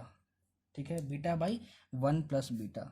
ठीक है, तो alpha in terms of beta भी पूछ सकता है, तो ये दोनों बहुत ज़्यादा इंपॉर्टेंट है। आप एक याद रखो, ये वाला याद रखो। ठीक है ना, यहाँ से आप ये डिराइव कर सकते हो। ठीक है, तो क्वेश्चन क्या पूछेगा? आपको बीटा दिया रहेगा, बोलेगा ना कि कॉमन इमीटर एम्पलीफायर के लिए करंट गेन इतना है, तो बताओ कि कॉमन बेस एम्पलीफायर के लिए कितना होगा। तो बीटा गिवन है तो अल्फा फाइंड करना है। बच्चे वाला क्वेश्चन, ऐसा ही क्वेश्चन आता है। ठीक है, जितना भी स्लाइड में बता रहा हूँ सिर्फ उतना ही पढ़ना, सारा क्वेश्चन करके मैं दिखाऊंगा, उतना देख लेना। ट्रांजिस्टर में कभी भी नहीं फंसोगे और फिर कभी भी नहीं डरोगे। ठीक है, और जिस तरीके से बता रहा हूँ बस उस तरीके से समझो। ठीक है, तो हमारा इतना हो गया। चलो अब देखो, ये जो करंट गेन है ना, ये जो करंट गेन है वो दो टाइप का होता है। एक होता है डीसी करंट गेन और एक होता है एसी करंट गेन। ठीक है ना, अच्छा तो सर हमको कैसे समझ में आए क्वेश्चन में क्या करना है? देखो लेक्चर को पूरा देखना, क्वेश्चन को एकदम बच्चों की तरह समझाऊंगा आपको। ठीक ना, और अप्रोच बताऊंगा कि कैसे क्वेश्चन बनाना है, कभी भी फंसोगे नहीं। ट्रांजिस्टर का जितना भी क्वेश्चन आता है आपके टेस्ट सीरीज में और जितना भी आया हुआ है सब कुछ बन जाएगा आपसे। ठीक है, बस पेशेंस से देखते रहो इसको। ठीक, अब देखो करंट गेन दो तरह का होता है, डीसी करंट और एसी करंट गेन होता है। अच्छा, तो डीसी करंट गेन की वैल्यू इतनी होती है, डीसी करंट गेन की वैल्यू इतनी होती है। ठीक है, अच्छा अगर एसी करंट गेन पूछे क्वेश्चन में, एसी करंट गेन पूछे क्वेश्चन में, ठीक है, तो इस अल्फा के नीचे एसी लगा देना। एसी सर क्या होता है? अरे मत समझो, बस समझ लो डीसी और एसी दो टाइप का करंट गेन होता है। जैसे तुम्हारे दो भाई हैं, एक का नाम अभिषेक है और एक का नाम लल्लू है, ठीक है। वैसे ही करंट गेन दो टाइप के होते हैं, एक होता है डीसी और एक एसी। तो डीसी करंट गेन की वैल्यू इतनी होती है, ठीक है। और आपको करंट एम्पलीफिकेशन फैक्टर भी दिया रहा है, तो मतलब क्या अल्फा दिया हुआ है, ये समझ गए आप। अच्छा सर इसकी वैल्यू कितनी होती है? तो इसकी वैल्यू होती है del I C by del I E, ठीक है। बस सिंपल। देखो मतलब डीसी करंट गेन की वैल्यू आपको पता चल गया, एसी करंट गेन की वैल्यू आपको निकालनी है, तो आपको क्या कर देना है, बस डेल आई सी और डेल आई लिख देना है। आप बोलोगे सर इस डेल का मतलब क्या होता है? फिर आप बोलोगे सर मैंने तो आपका हर लेक्चर देखता हूँ, आप डेल का मतलब बता चुके। डेल का मतलब होता है चेंज, मतलब चेंज इन कलेक्टर करंट। सी मतलब क्या होता था? कलेक्टर करंट, ठीक है। अच्छा, और ये बी ई का मतलब क्या होता था? देखो ई का मतलब होता था क्या? ई का मतलब होता था इमीटर, ठीक है। तो ये डेल का मतलब क्या हुआ? चेंज हुआ। तो जैसे ही डेल लिखे मतलब चेंज इन आई मतलब करंट होता है, और ई मतलब इमीटर होता है, चेंज इन इमीटर करंट, ठीक है। अच्छा वैसे यहाँ पर देखो, यहाँ पे अगर आपको एसी करंट गेन फाइंड करना हो, यहाँ पे आपको एसी करंट गेन फाइंड करना हो, ठीक है, तो यहाँ पे करंट गेन को बीटा से डिनोट करते थे कॉमन इमीटर एम्पलीफायर के केस में। तो ये आपका हो गया बीटा, और यहाँ पे एसी लगा दो इज इक्वल टू, फिर इसका फॉर्मूला क्या था? ये था, इसके आगे बस डेल लगा दो, तो del I C by del I B, ठीक है। तो आई सी डेल आई सी मतलब क्या हुआ? चेंज इन कलेक्टर करंट, ठीक है। लेकिन यहाँ पे डेल आई बी है, मतलब क्या? Change in base current. इसका मतलब क्या हुआ? चेंज इन बेस करंट, ठीक है। ये समझ में आया। तो करंट गेन को हम लोग क्या क्या नाम देते हैं? करंट ट्रांसफर रेशियो भी देते हैं और करंट एम्पलीफिकेशन फैक्टर भी देते हैं, ठीक है। अब देखो इससे इसके बाद सबसे बड़ा दिक्कत क्या आता है ना क्वेश्चन में बच्चों को, कि आपको करंट एम्पलीफिकेशन फैक्टर दिया रहेगा, तो बच्चे ये नहीं पहचान पाते हैं कि इस मतलब करंट आपको गेन दिया रहेगा, करंट गेन दिया रहेगा या फिर करंट एम्पलीफिकेशन फैक्टर दिया रहेगा। तो बच्चे ये नहीं पहचान पाते हैं कि वो डीसी करंट गेन दिया है कि एसी करंट गेन दिया है। तो देखो जब भी क्वेश्चन में चेंज की बात करें, तो समझ जाना वो एसी करंट गेन दिया हुआ है।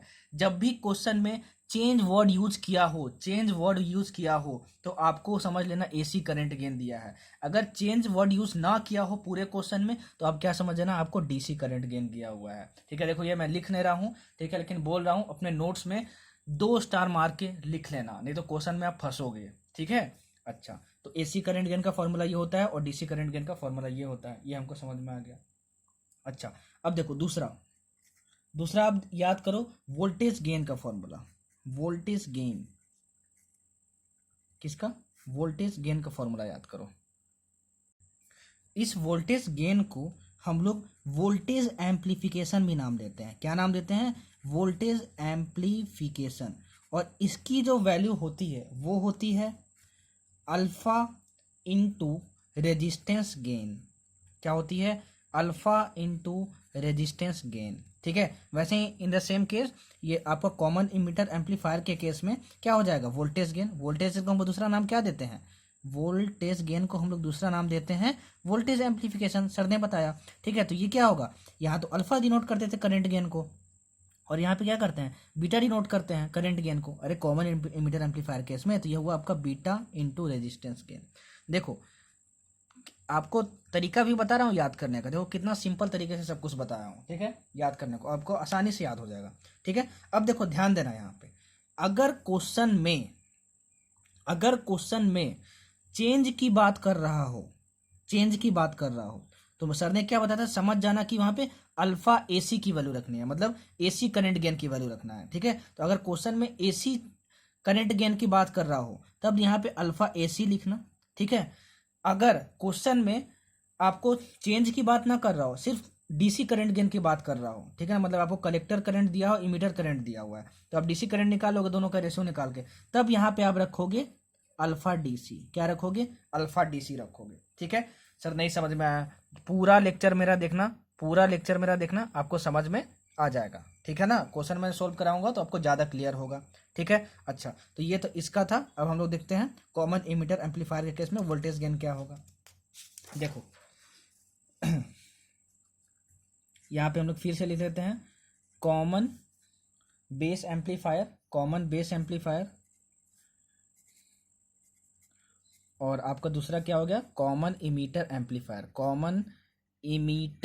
एम्पलीफायर, ठीक है। कभी कभी इस कॉमन एमिटर को सीई भी लिखते हैं, सीई एम्पलीफायर, ठीक है, और इसको सीबी भी लिखते हैं, सीबी एम्पलीफायर। सबसे पहले क्वेश्चन में क्या करना है ट्रांजिस्टर के, सर ने तो शुरू में ही बताया है कि पहचानना है कि वो सीई है कि सीबी एम्पलीफायर है, ठीक है। वो कैसे पता चलेगा, क्वेश्चन में आपको गिवन होगा, ठीक है। तो हम लोग इसका वोल्टेज गेन देख लिए थे, ठीक है। वोल्टेज गेन का दूसरा नाम क्या होता है, वोल्टेज गेन का जो दूसरा नाम है वो होता है, वोल्टेज गेन का जो दूसरा नाम है वो क्या होता है, वो होता है वोल्टेज एम्पलीफिकेशन। तो इसमें वोल्टेज गेन कितना होगा, तो इसमें वोल्टेज गेन उतना ही होगा, कितना लिखा था मैंने, beta into resistance gain, beta into resistance gain, ठीक है।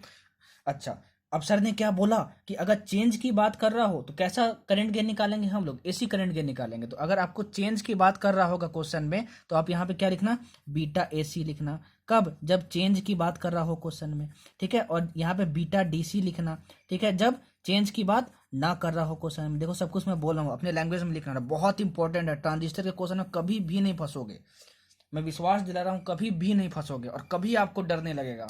इस तरीके से मैं आपको समझा रहा हूँ, इतना अच्छे तरीके से रिवीजन कोई नहीं करवाएगा यार, ठीक है ना। आपको लग रहा होगा कि मैं बोल रहा हूँ, लेकिन अब मैं झूठ बोल रहा हूँ तो मुझे बताओ, पूरे यूट्यूब पे आप सर्च कर लेना, ऐसा रिवीजन लेक्चर आपको कहीं नहीं मिलेगा, ठीक है। मतलब रिवीजन ऐसे कोई नहीं करवाता है, ठीक है।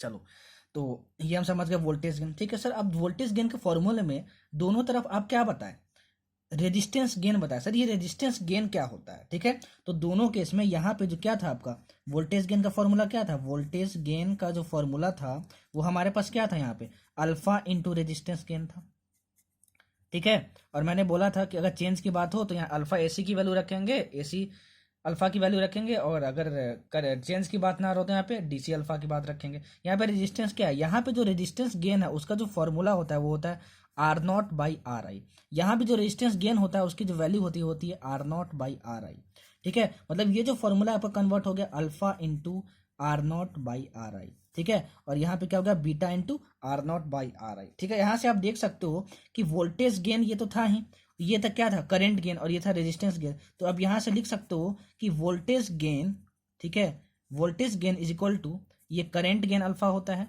ठीक है, into current gain into resistance gain.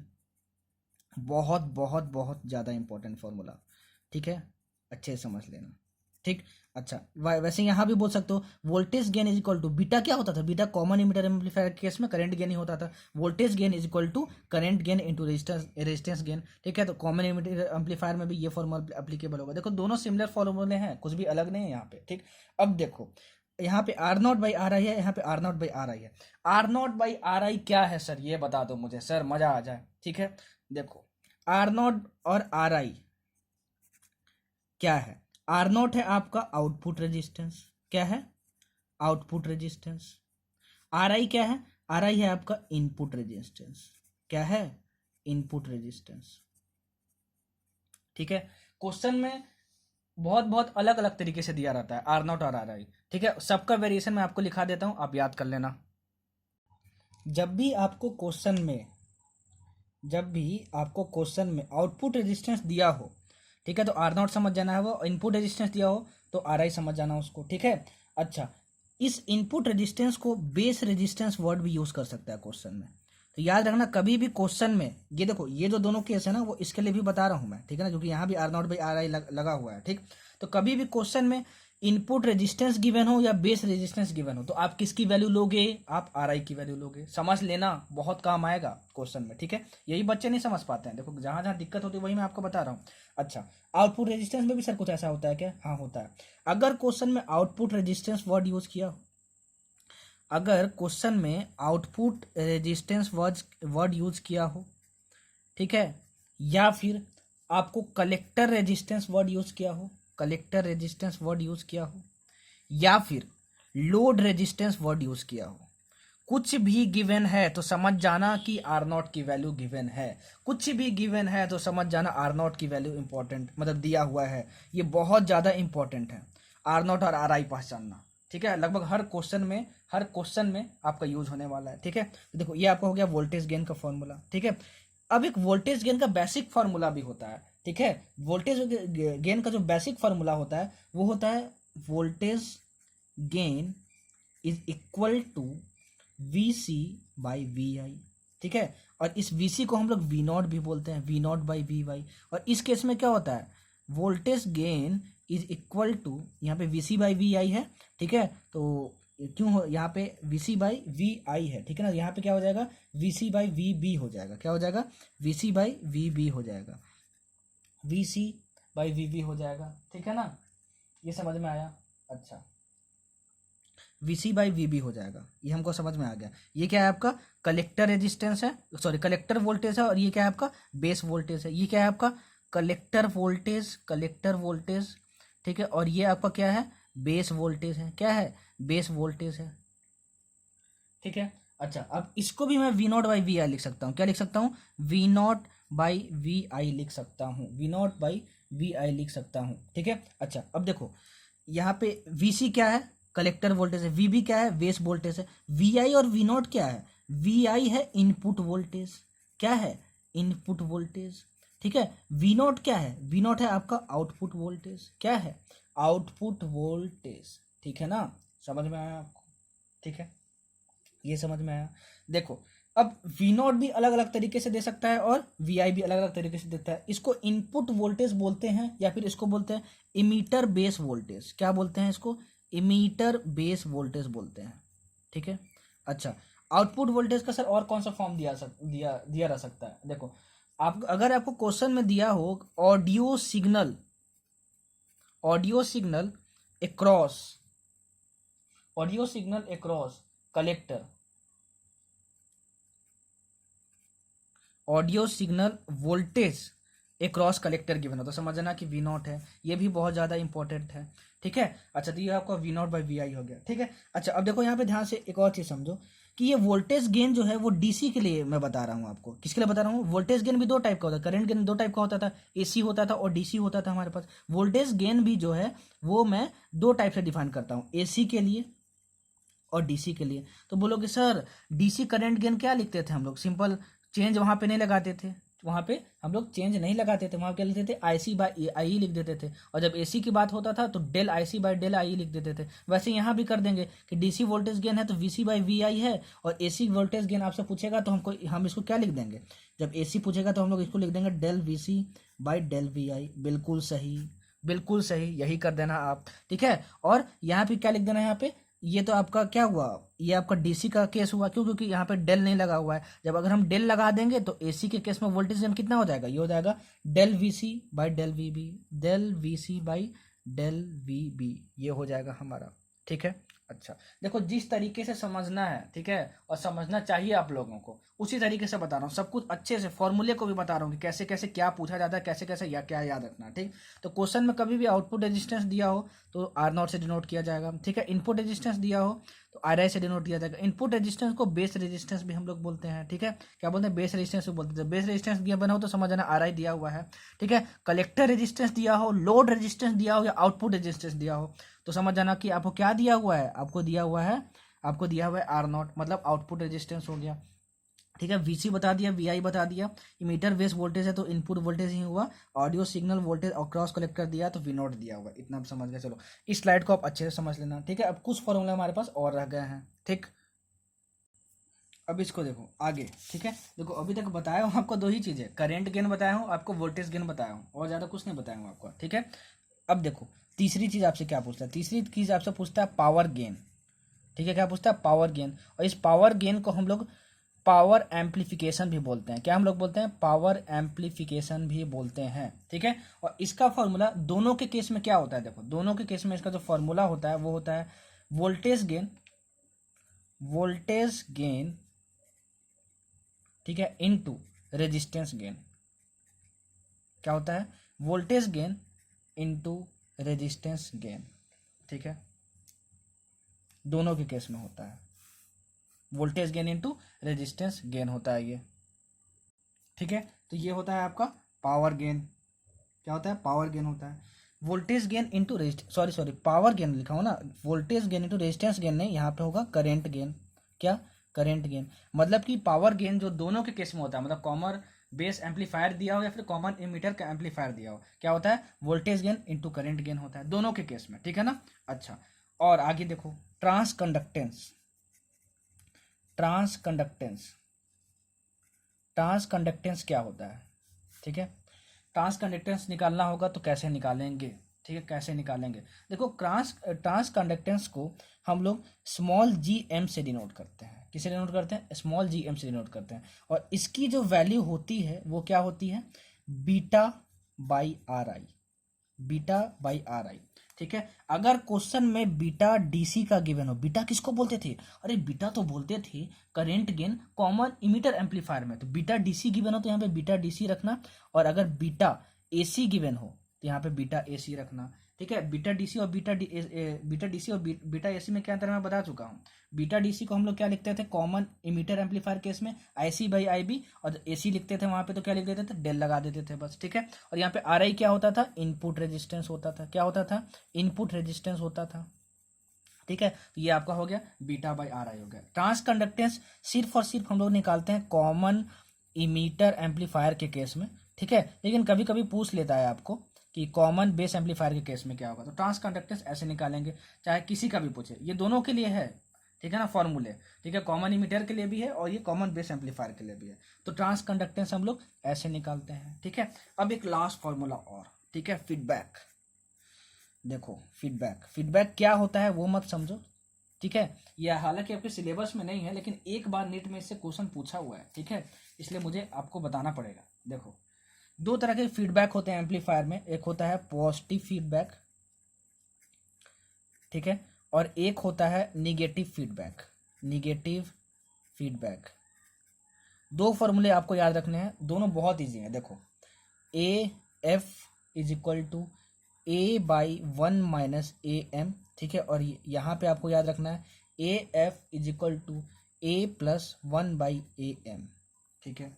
देखो इसका मतलब क्या, सबका मतलब समझ लो, ठीक है। एम्पलीफायर में जो सिग्नल देते हैं ना, इनपुट सिग्नल, वहां से आउटपुट सिग्नल निकलता है, उस आउटपुट सिग्नल को दोबारा इनपुट बना के घुसा देना एम्पलीफायर में, वो फीडबैक कर देना कहलाता है। तो दो तरीके के फीडबैक होते हैं। वो सर जो अभी बताया आप उसको समझना इंपॉर्टेंट है क्या, कि फीडबैक क्या होता है, नहीं समझना इंपॉर्टेंट है, ठीक है। आपको क्या समझना इंपॉर्टेंट है ये समझो। देखो आपको क्वेश्चन में क्या गिवन होगा ना, कि क्वेश्चन में क्या गिवन होगा कि विदाउट फीडबैक ए की जो वैल्यू है, ठीक है, वो क्या है आपको, वो आपको गिवन होगी, ठीक है। ये ए की जो वैल्यू है वो विदाउट फीडबैक है, ठीक है। और देखो यहाँ पे एफ लग गया, एफ से फीडबैक याद रखो, विथ फीडबैक ए की वैल्यू क्या है, ए एफ है, ठीक है। और एम यहाँ पे जो है, एम और यहाँ पे एम, वो है कितना परसेंट फीडबैक दिया गया, ठीक है ना। तो आपसे पूछा जाएगा विदाउट फीडबैक ए की वैल्यू ये है, तो बताओ विथ फीडबैक ए की वैल्यू कितनी होगी। अब बोलोगे आप कि सर ये ए क्या है, ठीक है। तो ए यहाँ पे है आपका वोल्टेज गेन, क्या है आपका वोल्टेज गेन, ठीक है। मतलब देखो क्वेश्चन कैसे आएगा, ठीक है, आपको दिया रहेगा कि वोल्टेज गेन विदाउट फीडबैक की वैल्यू ए है, ठीक है। तो बताओ जब हम पॉजिटिव फीडबैक दे देंगे, पॉजिटिव फीडबैक के लिए फॉर्मूला है, पॉजिटिव फीडबैक देंगे हम लोग 10% देंगे, तो एम की वैल्यू कितने रख दोगे 10%, ठीक है। एम की वैल्यू क्या रख देंगे 10%, तो पॉजिटिव 10% फीडबैक देंगे, तो बताओ कि न्यू वोल्टेज गेन की वैल्यू क्या होगी। तो पॉजिटिव फीडबैक देंगे तो ये फॉर्मूला लगा देंगे, और निगेटिव फीडबैक देंगे तो ये लगा देंगे। तो सबसे पहले देखना कि पॉजिटिव फीडबैक दे रहे हैं कि निगेटिव फीडबैक दे रहे हैं, ठीक है। सर उतना तो समझ में नहीं आया, थोड़ा थोड़ा समझ में आया। सर क्वेश्चन बताओगे ना आप तो ज़्यादा समझ में आएगा, बिल्कुल बताऊंगा, यहाँ पे मैं हूँ किस लिए, बताने के लिए तो हूँ, ठीक है। तो क्वेश्चन देखो आप करवाऊंगा, एकदम अच्छे से देखना, सब कुछ क्लियर होगा।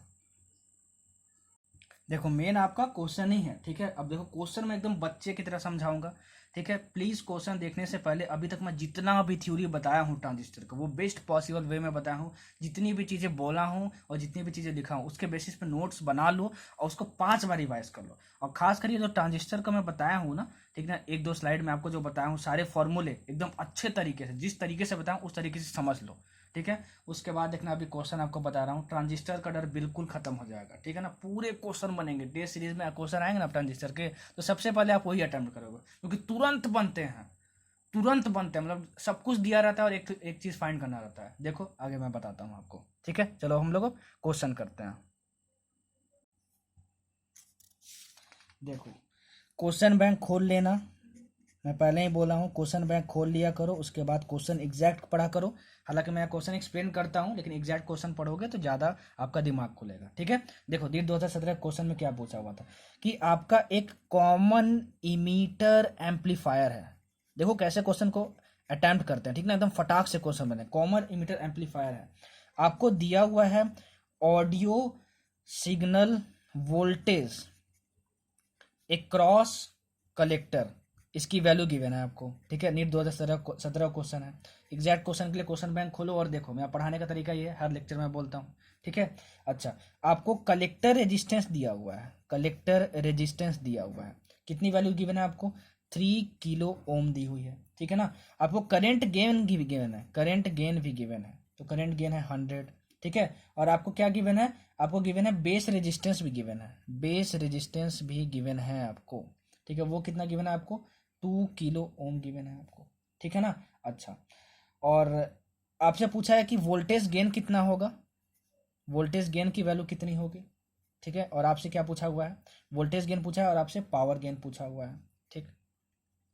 तो देखो कैसे बनाएंगे इसको। सबसे पहले सर ने क्या बोला था कि ये पहचानना कि कौन सा एम्पलीफायर है, तो ये है कॉमन इमीटर एम्पलीफायर, ठीक है। मतलब कॉमन इमीटर एम्पलीफायर क्वेश्चन लगने वाला है। उसके बाद ये पहचानना कि क्या क्या दिया हुआ है, तो audio signal voltage across collector, ये कब वर्ड यूज होगा, ये वर्ड यूज होगा तो सर ने अपने स्लाइड में बताया था कि फटाक से ये वी नॉट गिवन होगा, क्या होगा, वी नॉट, मतलब आउटपुट वोल्टेज गिवन होगा, तो इसकी value 3 volt. Collector resistance given है यहाँ पे, कलेक्टर रेजिस्टेंस गिवन हो मतलब समझ जाना क्या गिवन है, आउटपुट, आउटपुट रेजिस्टेंस गिवन है, तो ये आपका हो गया 3 किलो ओम, ठीक है। फिर क्या गिवन है आपको, फिर आपको बेस रेजिस्टेंस, अगर बेस रेजिस्टेंस गिवन हो तो क्या गिवन होना चाहिए, ठीक है। बेस रेजिस्टेंस गिवन है मतलब क्या, कि आपका इनपुट रेजिस्टेंस गिवन है 2 किलो ओम, ठीक है। आपको क्या फाइंड करना है, वोल्टेज गेन और पावर गेन फाइंड करना है, ठीक है। यहाँ कहीं चेंज की बात हुई है क्या, अरे चेंज की बात नहीं हुई है, तो चेंज की बात नहीं हुई तो सर ने बोला था कि हम लोग डीसी करंट गेन की बात करेंगे, ठीक है ना, और डीसी वोल्टेज गेन की बात करेंगे और डीसी पावर गेन की बात करेंगे, ठीक है। देखो कितना इजी, अब देखो तो हम बच्चे की तरह सवाल हो गया। आपको वोल्टेज गेन फाइंड करना है, तो वोल्टेज गेन का जो फॉर्मूला होता है, वोल्टेज गेन का जो फॉर्मूला होता है वो क्या होता है, resistance gain, resistance gain into current gain, sir ने बताया था, ठीक है। देखो करंट गेन की आपको वैल्यू गिवन है क्वेश्चन में 100, और रेजिस्टेंस गेन कितना होता था, R0/RI होता था, is equal to 100 into R0/RI, मतलब 3/2 हो गया आपका, ठीक है। तो ये आपका 50 हो गया, ठीक है। तो ये 50 इंटू 3 कितना हो गया, 150 वोल्ट हो गया, ठीक है। बस ऑप्शन में देखो टिक मार, देखो एक लाइन का सोल्यूशन। और बच्चे common emitter amplifier audio signal voltage collector resistance, बाप रे बाप, सेमीकंडक्टर छोड़ना ही अच्छा है। अब समझ में आया कितना इजी है, सेमीकंडक्टर ट्रांजिस्टर बहुत इजी है। आपको अगर सेमीकंडक्टर टफ लगता था आज तक और क्वेश्चन नहीं बनते थे, इसका मतलब आपको अच्छे टीचर ही नहीं मिले आज तक, नहीं तो आपको जरूर समझ में आता। अब नहीं डरोगे, बोलोगे सर इतना आसान है वोल्टेज गेन निकालना, देखो पावर गेन, पावर गेन भी उसी तरह निकलेगा, हर क्वेश्चन का आंसर उसी तरह निकलेगा। पावर गेन का फॉर्मूला क्या होता था, पावर गेन का फॉर्मूला होता था current gain into voltage gain, current gain into voltage gain होता था फॉर्मूला, ठीक है। Current gain into voltage, current gain की वैल्यू दी है 100, ठीक है। वोल्टेज गेन हम लोग निकाल दिए 150, तो आपको कितना हो गया बताओ, ये 15,000 हो गया, ठीक है। देखो एक एक लाइन का आंसर, एक एक लाइन का आंसर, तो देखो अप्रोच करना आपको सिखा दिया, कितना इजी है, और हर क्वेश्चन ऐसे ही बनेगा। तो 150 और 15,000 ऑप्शन में था, उसको बस आपको टिक मार देना था, ठीक है। अब देखो नीट 2016 का क्वेश्चन, नीट 2016 का क्वेश्चन आपको दिया हुआ है सीई एम्पलीफायर, सीई एम्पलीफायर, अरे सीई मतलब कॉमन इमीटर एम्पलीफायर, सर ने बताया था। और इसमें आपको क्या गिवन है, ऑडियो सिग्नल अक्रॉस कलेक्टर, ठीक है। आपको कितना गिवन है, 4 वोल्ट। एग्जैक्ट क्वेश्चन के लिए क्वेश्चन बैंक खोल के बैठो, क्वेश्चन पढ़ोगे तो ज्यादा क्लियर होगा, ठीक है ना। क्वेश्चन बैंक खोल के बैठो, नीट 2016 क्वेश्चन, ठीक है। और कलेक्टर का जो रेजिस्टेंस है, कलेक्टर का जो रेजिस्टेंस है उसकी आपको वैल्यू गिवन है, वो कितना है, 2 किलो ओम, ठीक है ना। आपको करंट एम्पलीफिकेशन फैक्टर गिवन है, करंट एम्पलीफिकेशन फैक्टर गिवन है मतलब क्या, आपको करंट गेन गिवन है, इसलिए मैं डायरेक्ट यहाँ करंट गेन लिख रहा हूँ, क्योंकि करंट एम्पलीफिकेशन फैक्टर को क्या बोलते हैं, करंट गेन बोलते हैं। तो current gain is equal to आपको गिवन है 100, ठीक है। क्वेश्चन में क्या लिखा है यहाँ पे, करंट एम्पलीफिकेशन फैक्टर गिवन है, ठीक है।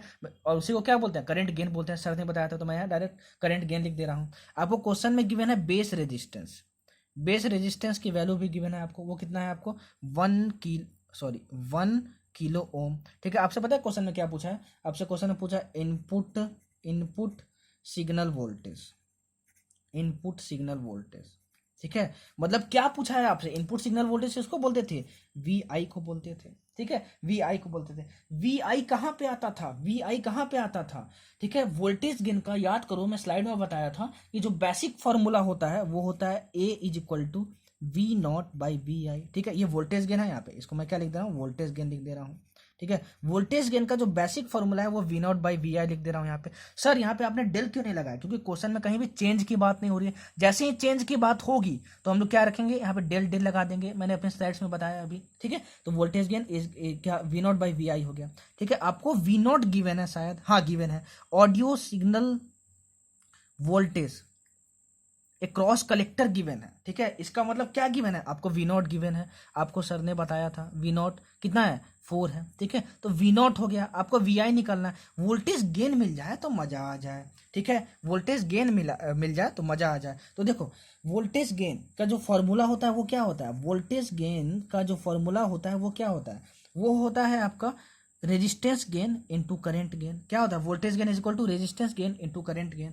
कोई भी एम्पलीफायर हो ये फॉर्मूला तो एप्लीकेबल होगा ही, ये और ये एप्लीकेबल होगा, मैंने अपने स्लाइड में बताया। Voltage gain is equal to resistance gain into current gain होता है। ठीक है, अच्छा अगर करंट गेन गिवन है क्या, हाँ करंट गेन गिवन है 100। देखो इस क्वेश्चन में उलझाया था आपको नीट 2016 में, यहाँ पे करंट एम्पलीफिकेशन फैक्टर दिया था, लेकिन आप बोलोगे मैं तो आपका स्टूडेंट हूँ सर, करंट गेन और करंट एप्लीकेशन फैक्टर दोनों सेम होता है, इसलिए करंट एम्पलीफिकेशन फैक्टर को मैं current gain is equal to 100 लिख दूंगा। ठीक है, तो देखो वोल्टेज गेन की वैल्यू यहाँ से क्या आ जाएगी, voltage gain is equal to resistance gain, मतलब R naught by R I.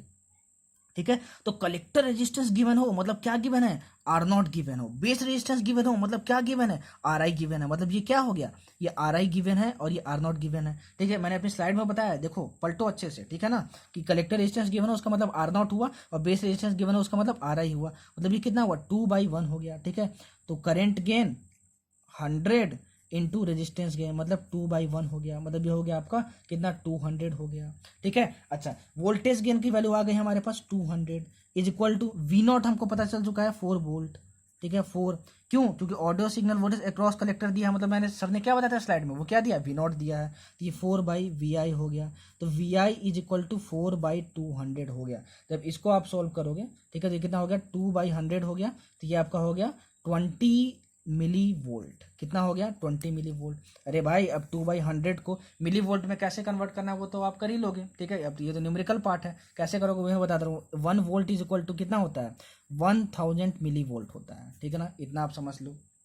ठीक है, तो देखो सिखाना था बस मुझे, ठीक है ना। देखो तो एक ये फॉर्मूला यूज हुआ और एक ये फॉर्मूला यूज हुआ और आपका आंसर आ गया। ठीक है, अब क्या पूछा था आपसे, आपसे पूछा था इनपुट सिग्नल वोल्टेज वी आई ही पूछा था, वी आई हम यहाँ से निकाल लिए 4/200 आया, उसको मिली वोल्ट में कन्वर्ट करेंगे। मिली वोल्ट मतलब क्या, पर ये तो 2/100 वोल्ट में आया, और 1 volt is equal to 1000 milli volt होता है, तो उसको मिली वोल्ट में कन्वर्ट करेंगे तो 20 मिली वोल्ट आंसर आ जाएगा। अरे सर आप इसको मिली वोल्ट में क्यों चेंज कर रहे हो, अरे भाई इसका मतलब आप क्वेश्चन बैंक खोल के नहीं बैठे हो, क्वेश्चन बैंक में ऑप्शन में आपका दिया हुआ था मिली वोल्ट में आंसर दिया हुआ था।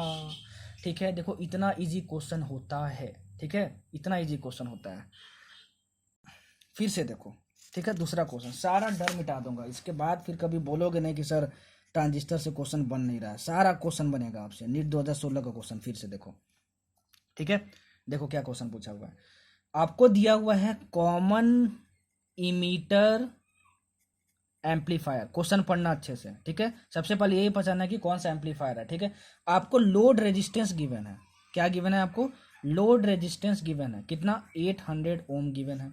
ठीक है, आपको गिवन है कि voltage drop across load resistance की वैल्यू कितनी होती है, वो आपको गिवन है, वो है आपके पास 0.8 वोल्ट।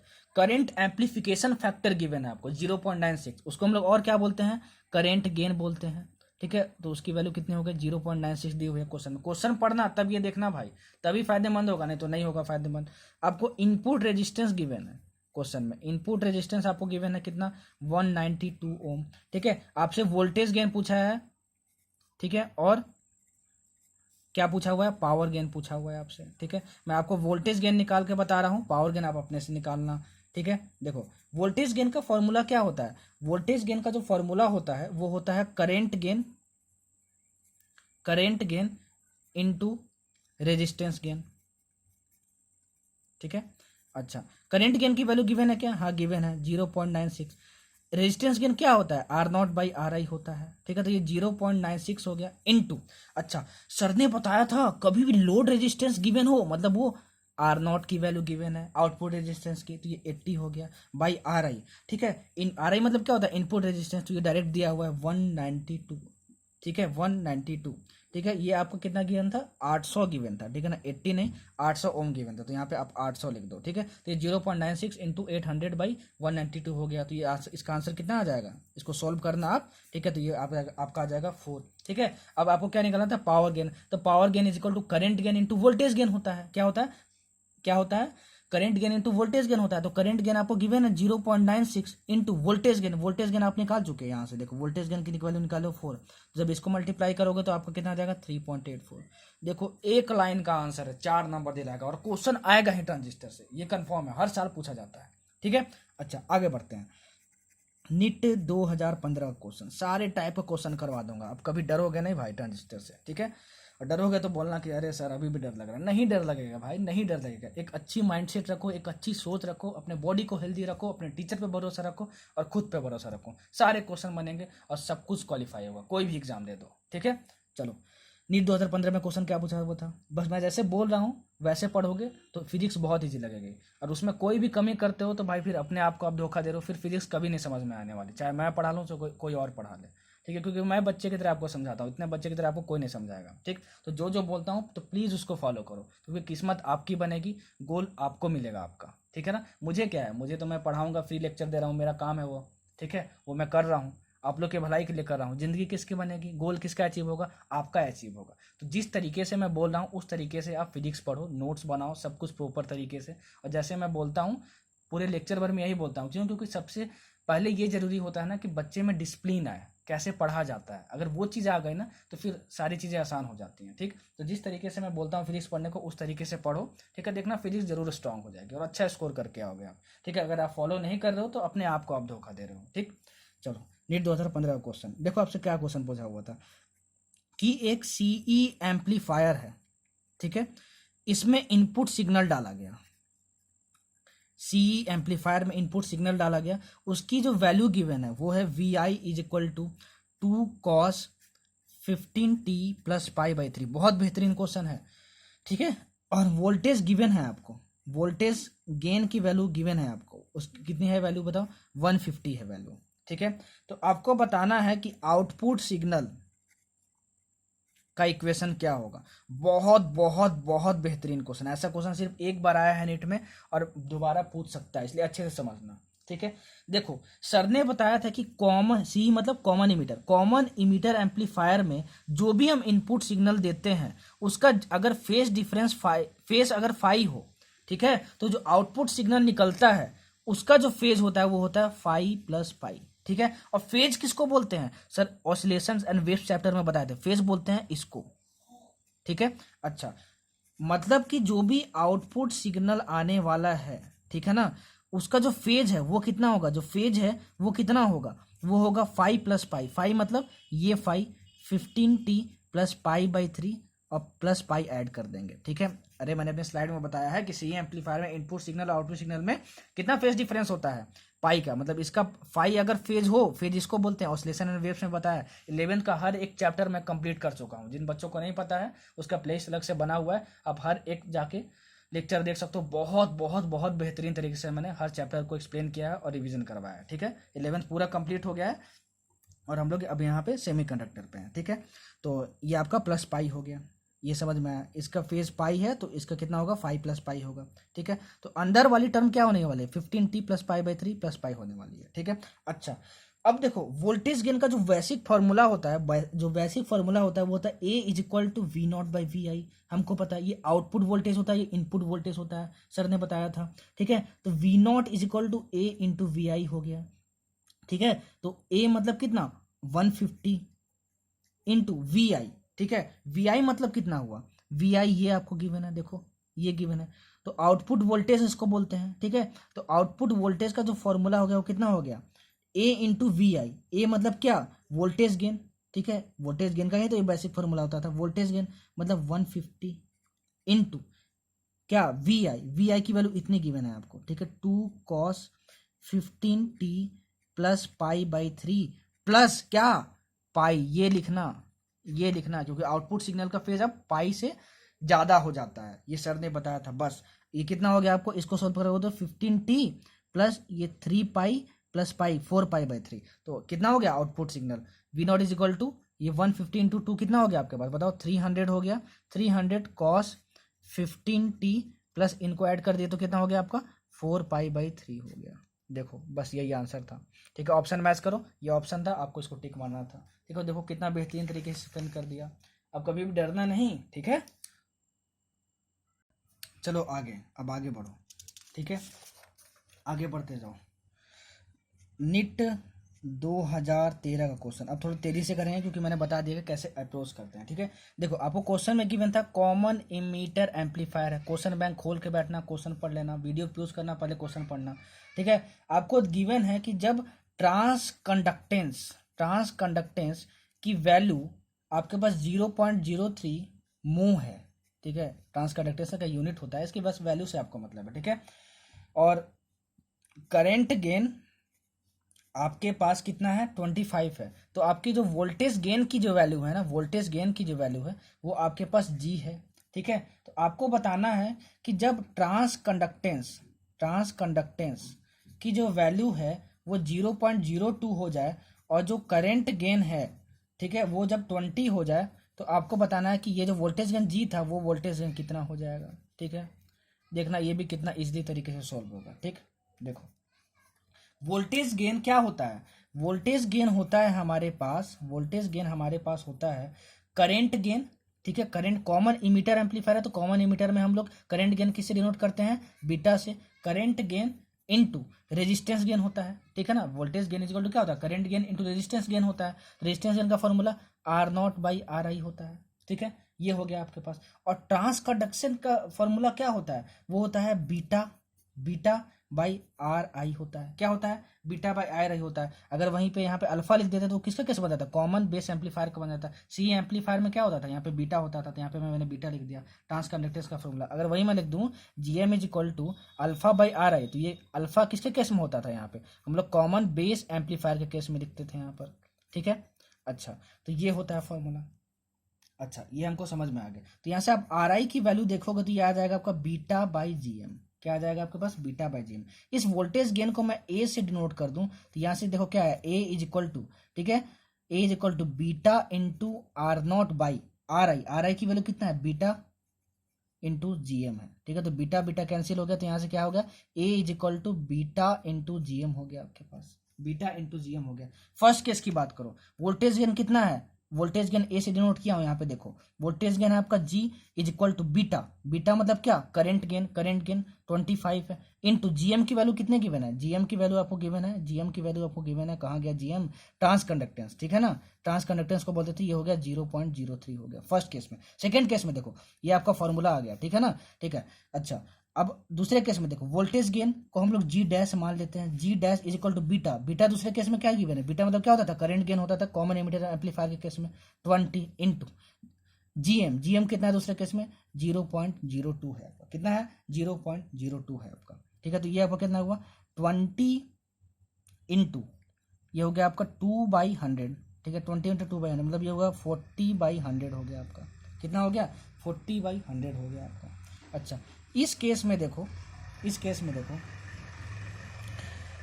ठीक है, जी की वैल्यू इतनी आई, ठीक है ना, और जी डैश की वैल्यू इतनी आई, 40/100 है, जी की वैल्यू इतनी आ गई और जी डैश की वैल्यू इतनी आ गई। आपसे क्वेश्चन में जी डैश और जी के बीच में रिलेशन पूछा था, तो G dash is equal to 2G/3 जो ऑप्शन था वो करेक्ट होगा। ये कैसे पता करेंगे सर, आप जी की वैल्यू यहाँ पे रखना, ठीक है। देखो हर ऑप्शन में आप क्या करना कि जी की वैल्यू आप निकाल चुके हो, जी की वैल्यू आप इतना रखना, ठीक है। तो आपकी जी डैश की वैल्यू कितनी आनी चाहिए 40/100 आनी चाहिए, क्यों, क्योंकि जी डैश की वैल्यू कितनी आ रही है 40/100 और जी की वैल्यू हमारे पास इतनी आ रही है। तो जी की वैल्यू अगर हमारे पास इतनी आ रही है और जी डैश की वैल्यू हमारे पास कितनी आ रही है, ये मैं सही लिखा हूं ना, एक मिनट,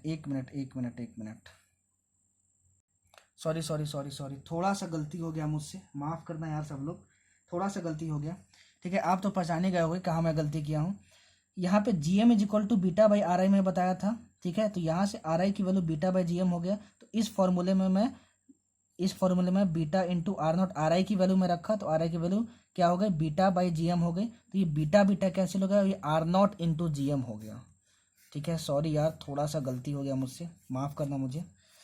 ठीक ठीक है, तो यहाँ से जो ए इज इक्वल टू क्या है, R naught into G M आया, A is equal to R naught into G M आया, ये हमारे पास बचा। ठीक है, तो देखो फर्स्ट केस में क्या था, फर्स्ट केस में हमारे पास था ए कितना था, ए मतलब क्या वोल्टेज गेन मैंने माना है, ए मतलब क्या वोल्टेज गेन मतलब G is equal to R naught, R naught की वैल्यू कितनी है, आर नॉट की वैल्यू, आर नॉट क्या था आउटपुट रेजिस्टेंस, उसको आर नॉट ही मान लेता हूँ। जीएम की वैल्यू कितने हैं आपके पास, जीएम की वैल्यू है आपके पास जीएम, जीएम मतलब क्या ट्रांस कंडक्टेंस, मतलब ये 0.03 आर नॉट हो गया, 0.03 आर नॉट हो गया। सेकेंड केस क्या था, सेकेंड केस में हम लोग जो वोल्टेज गेन है उसको हम लोग जी डैश मान लेते हैं, तो G dash is equal to क्या हो गया, सेकेंड केस में आपका जो क्या था, सेकेंड केस में आपका जो ट्रांस कंडक्टेंस है वो 0.02 है, 0.02 है, इनटू कितना हो गया आपके पास आर नॉट हो गया। ठीक है, आर नॉट देखो, आर नॉट हुआ कि नहीं हुआ। अच्छा, तो यहाँ से इन दोनों को डिवाइड कर दो, तो ये हुआ आपका G dash by G is equal to, इनको डिवाइड करोगे तो आर नॉट कैंसिल हो जाएगा और ये हो गया 2/3, तो यहाँ से जो जी डैश की वैल्यू हो गई वो कितनी आ गई 2G/3 आ गई, 2G/3 आ गई। बस इसको आपको टिक मारना था, क्या करना था आपको, इसको टिक मारना था, G dash equal to 2G/3। Sorry यार थोड़ा सा यहाँ पे गलती हो गया, कभी कभार मुझसे भी गलतियाँ हो जाती हैं। ठीक है, चलो हम लोग आगे बढ़ते। देखो कितना इजी क्वेश्चन था, मतलब एक रिलेशन निकालना था और बस आंसर निकालना था, जहाँ सारे फॉर्मूले याद हैं तो सब कुछ बन जाएगा, आप देख ही लिए। चलो नेक्स्ट क्वेश्चन, नीट 2012 का। ठीक है, नीट 2012 का क्वेश्चन देखो क्या पूछा हुआ था, आपको एक ग्राफ दिया हुआ था वी नॉट मतलब क्या आउटपुट वोल्टेज और इनपुट वोल्टेज के बीच में, और ये ऐसे दिया हुआ था और ऐसा ग्राफ दिया था, ये फर्स्ट ये सेकंड और ये थर्ड। आपको बोला था कि अगर एक ट्रांजिस्टर को स्विच की तरह यूज करना है तो कौन से रीजन में यूज करना होगा। बोलोगे अरे सर ये तो कितने बार आप बताए रिपीट कर करके, कि इसको हम लोग बोलते हैं कट ऑफ रीजन। ठीक है, और इसको हम लोग बोलते हैं सेचुरेशन रीजन। ठीक है, और इसको हम लोग बोलते हैं एक्टिव रीजन। ठीक है, तो कट ऑफ रीजन और सेचुरेशन रीजन में हम लोग ट्रांजिस्टर को स्विच की तरह यूज करते हैं। ठीक है, और एक्टिव रीजन में हम लोग ट्रांजिस्टर को एम्पलीफायर की तरह यूज करते हैं। मैं अपने स्लाइड में नहीं बताया हूँ, ठीक है, इसलिए बोलता हूँ पूरा लेक्चर देखा करो, तो ये एक पॉइंट और ऐड कर लेना। ठीक है, तो क्वेश्चन में क्या पूछा था कि ट्रांजिस्टर को स्विच की तरह किस रीजन में यूज करते हैं, तो फर्स्ट रीजन में यूज करते हैं कट ऑफ रीजन में, और थर्ड रीजन में यूज करते हैं, मतलब कट ऑफ रीजन में यूज करते हैं और हम लोग किस रीजन में यूज करते हैं, सेचुरेशन रीजन में यूज करते हैं। आंसर हो गया। देखो ये नीट 2012 का क्वेश्चन था। ठीक है, फिर देखो नीट 2012 का क्वेश्चन सब कुछ आसानी से बनेगा। ठीक, देखो आपसे क्या पूछा हुआ है, आपको इनपुट रेजिस्टेंस दिया है, इनपुट रेजिस्टेंस की वैल्यू है आपके पास 100 ओम। ठीक है, और आपको दिया है सीई एम्पलीफायर है क्वेश्चन में, क्वेश्चन एग्जैक्ट पढ़ लेना आप। ठीक है, देखो कहाँ दिया हुआ है सीई एम्पलीफायर, नीचे सबसे लिखा हुआ था कि this transistor is use as a common emitter amplifier, तो कॉमन इमीटर एम्पलीफायर है। आपको लोड रेजिस्टेंस की वैल्यू गिवन है, क्या गिवन है, लोड रेजिस्टेंस की वैल्यू गिवन है, लोड रेजिस्टेंस दिया है 4 किलो ओम दिया हुआ है। ठीक है, आपसे देखो क्या वर्डिंग यूज किया आप क्वेश्चन में, base current is changed by 40 microampere which results in change in collector current by 2 milli ampere. तो आपको बताना था कि वोल्टेज गेन क्या होगा, वोल्टेज गेन क्या होगा। अब बोलोगे आप कि अरे सर आपने कितने बार बोला, कहीं भी अगर चेंज आया क्वेश्चन में वर्ड तो समझ जाना कि एसी की बात होगी। किसकी बात होगी, एसी की बात होगी। ठीक है, अच्छा तो एसी की बात होगी, हमको समझ में आ गया। देखो गिवन क्या क्या है, इनपुट रेजिस्टेंस गिवन है, मतलब आपको आर आई गिवन है, सर ने बताया था। लोड रेजिस्टेंस गिवन है, मतलब कि आर नॉट गिवन है, सर ने बताया था। ठीक है, base current is changed by, change मतलब क्या होता है डेल। ठीक है, और बेस करंट को किससे डिनोट करते थे, आई बी, तो डेल आई बी आपका हो गया कितना 40 माइक्रो एम्पियर हो गया आपके पास। ठीक है, अच्छा और change in collector current given है, मतलब डेल आई सी गिवन है आपके पास, तो ये कितना हो गया आपका 2 मिली एम्पियर हो गया। अरे चेंज मतलब क्या डेल, और कलेक्टर करंट मतलब आई सी, ये आपको गिवन हो। आपको क्या फाइंड करना है, आपको फाइंड करना है वोल्टेज गेन। क्या फाइंड करना है आपको, वोल्टेज गेन। ठीक है, तो देखो वोल्टेज गेन क्या होता है, वोल्टेज गेन होता है, वोल्टेज गेन होता है करेंट गेन मतलब beta into resistance gain. Resistance gain का फॉर्मूला क्या होता है, R naught by R I होता है, ठीक है। अच्छा, और यहाँ पे बीटा कौन सा लेंगे हम लोग, बीटा एसी लेंगे, करंट एसी करंट दे देंगे, क्यों, क्योंकि यहाँ पे चेंज की बात हो रही है, ठीक है। और ये कैसा एम्पलीफायर है, कॉमन इमीटर एम्पलीफायर है। तो कॉमन इमीटर एम्पलीफायर के केस में बीटा एसी क्या होता है, वो होता है del I C by del I B, ठीक है। देखो स्लाइड पलट के अपना, ठीक है। तो ये कितना हुआ, डेल आई सी कितना दिया, 2 मिली एम्पियर, ठीक है, 2 मिली एम्पियर। और इसकी वैल्यू कितने गिवन है आपके पास, डेल आई सी की वैल्यू, डेल आई सी की वैल्यू 2 मिली एम्पियर है, और डेल आई बी की वैल्यू 40 माइक्रो एम्पियर। अब इसको काट मत देना, देखो दोनों का यूनिट अलग अलग है, ठीक है ना। तो इसको क्या लिखोगे आप, 2 इंटू 10⁻³ मिली एम्पियर को एम्पियर में चेंज करने के लिए एम्पियर, और 40 माइक्रो को क्या लिखोगे, 40 इंटू 10⁻6 एम्पियर। अब दोनों सेम यूनिट में हो गया। इसको आप सॉल्व करोगे तो ये आपका 50 आ जाएगा, ठीक ना। आप सॉल्व करे रखना, 50 आपका आ जाएगा, ठीक है। तो वोल्टेज गेन पूछा हुआ है आपका, तो बीटा एसी आपको कितना आ गया, 50 आ गया, इनटू आपको आर नोट दिया है क्या, आर नोट, हाँ आर नोट दिया, ये किलो ओम में दिया है, ठीक है। तो आप इसको निकलो 4 इंटू 1000, ठीक है, by R I, input resistance दिया है क्या, हाँ 100 दिया है, ठीक है। इसको सॉल्व कर लेना, ये आपका आ जाएगा 2000, ठीक है, 2000। तो देखो इस तरीके से अगर चेंज वर्ड यूज किया हो तो एसी वाला कॉन्सेप्ट ऐसे हम लोग यूज करते थे, ठीक है। एसी वाला कॉन्सेप्ट हम लोग ऐसे यूज करते हैं, ठीक है। तो आपका सारा क्वेश्चन बन जाएगा, ठीक। कितना आंसर आ जाएगा आपका, 2000 आंसर आ जाएगा। चलो अब हम लोग आगे देखेंगे। चलो आगे, नीट 2010 का क्वेश्चन, सारा क्वेश्चन करवा दूंगा, कुछ भी छोड़ूंगा नहीं। नीट 2010 का क्वेश्चन क्या था, देखो आपको दिया हुआ है सी एम्पलीफायर, ठीक है, सी एम्पलीफायर, ठीक है। और वोल्टेज गेन की जो आपको वैल्यू गिवन है वो आपको दी है 50, और इनपुट इम्पीडेंस की जो वैल्यू गिवन है वो क्या है, 100 ओम, ठीक है। और जो आउटपुट इम्पीडेंस है, ठीक है, उसकी आपको वैल्यू गिवन है 200 ओम, ठीक है। तो आपको फाइंड करना है पावर गेन की वैल्यू। देखो इस क्वेश्चन को आप बनाओगे, बस एक हिंट मैं आपको दे रहा हूँ। देखो इम्पीडेंस यहाँ गिवन है, तो एक नया वर्ड आपको समझ में आ रहा होगा, लेकिन जो बच्चे अल्टरनेटिव करंट चैप्टर पढ़े उनको समझ में आ गया होगा कि इम्पीडेंस क्या है। इम्पीडेंस और कुछ नहीं बल्कि सिंपली रेजिस्टेंस ही होता है। कैसे पता चला, देखो यहाँ पे ओम यूनिट है, ओम किसका यूनिट होता है, रेजिस्टेंस का यूनिट होता है। तो इम्पीडेंस बोलो या रेजिस्टेंस निकलो, सेम ही बात है। तो हमको वोल्टेज गेन की वैल्यू गिवन है, इनपुट रेजिस्टेंस की वैल्यू गिवन है, क्यों, क्योंकि इम्पीडेंस का मतलब ही रेजिस्टेंस होता है, तो मतलब ये आर आई गिवन है, और ये आपको आर नॉट भी गिवन है, ठीक है, आउटपुट इम्पीडेंस, ठीक है। तो आपको पावर गेन फाइंड करना है, आसानी से फाइंड कर लोगे, बहुत ईजी क्वेश्चन है, ये होमवर्क है आपके लिए, ठीक है ना। आसानी से R naught R I given है, वोल्टेज गिवन है, आपको पावर गेन फाइंड करना है। आप फाइंड करना और देखना कि आंसर आ रहा है कि नहीं, आपका आंसर जरूर आएगा, ठीक है। अब देखो एक थ्योरेटिकल क्वेश्चन नीट 2010 में आया हुआ था, आपसे पूछा हुआ था, क्वेश्चन एग्जैक्ट आप पढ़ लेना, ठीक है ना, कि फॉर ट्रांजिस्टर एक्शन कौन कौन से ऑप्शन सही हैं, ठीक है। तो मैं देखो उसको बोल के आपको एक्सप्लेन कर दे रहा हूँ, ठीक है।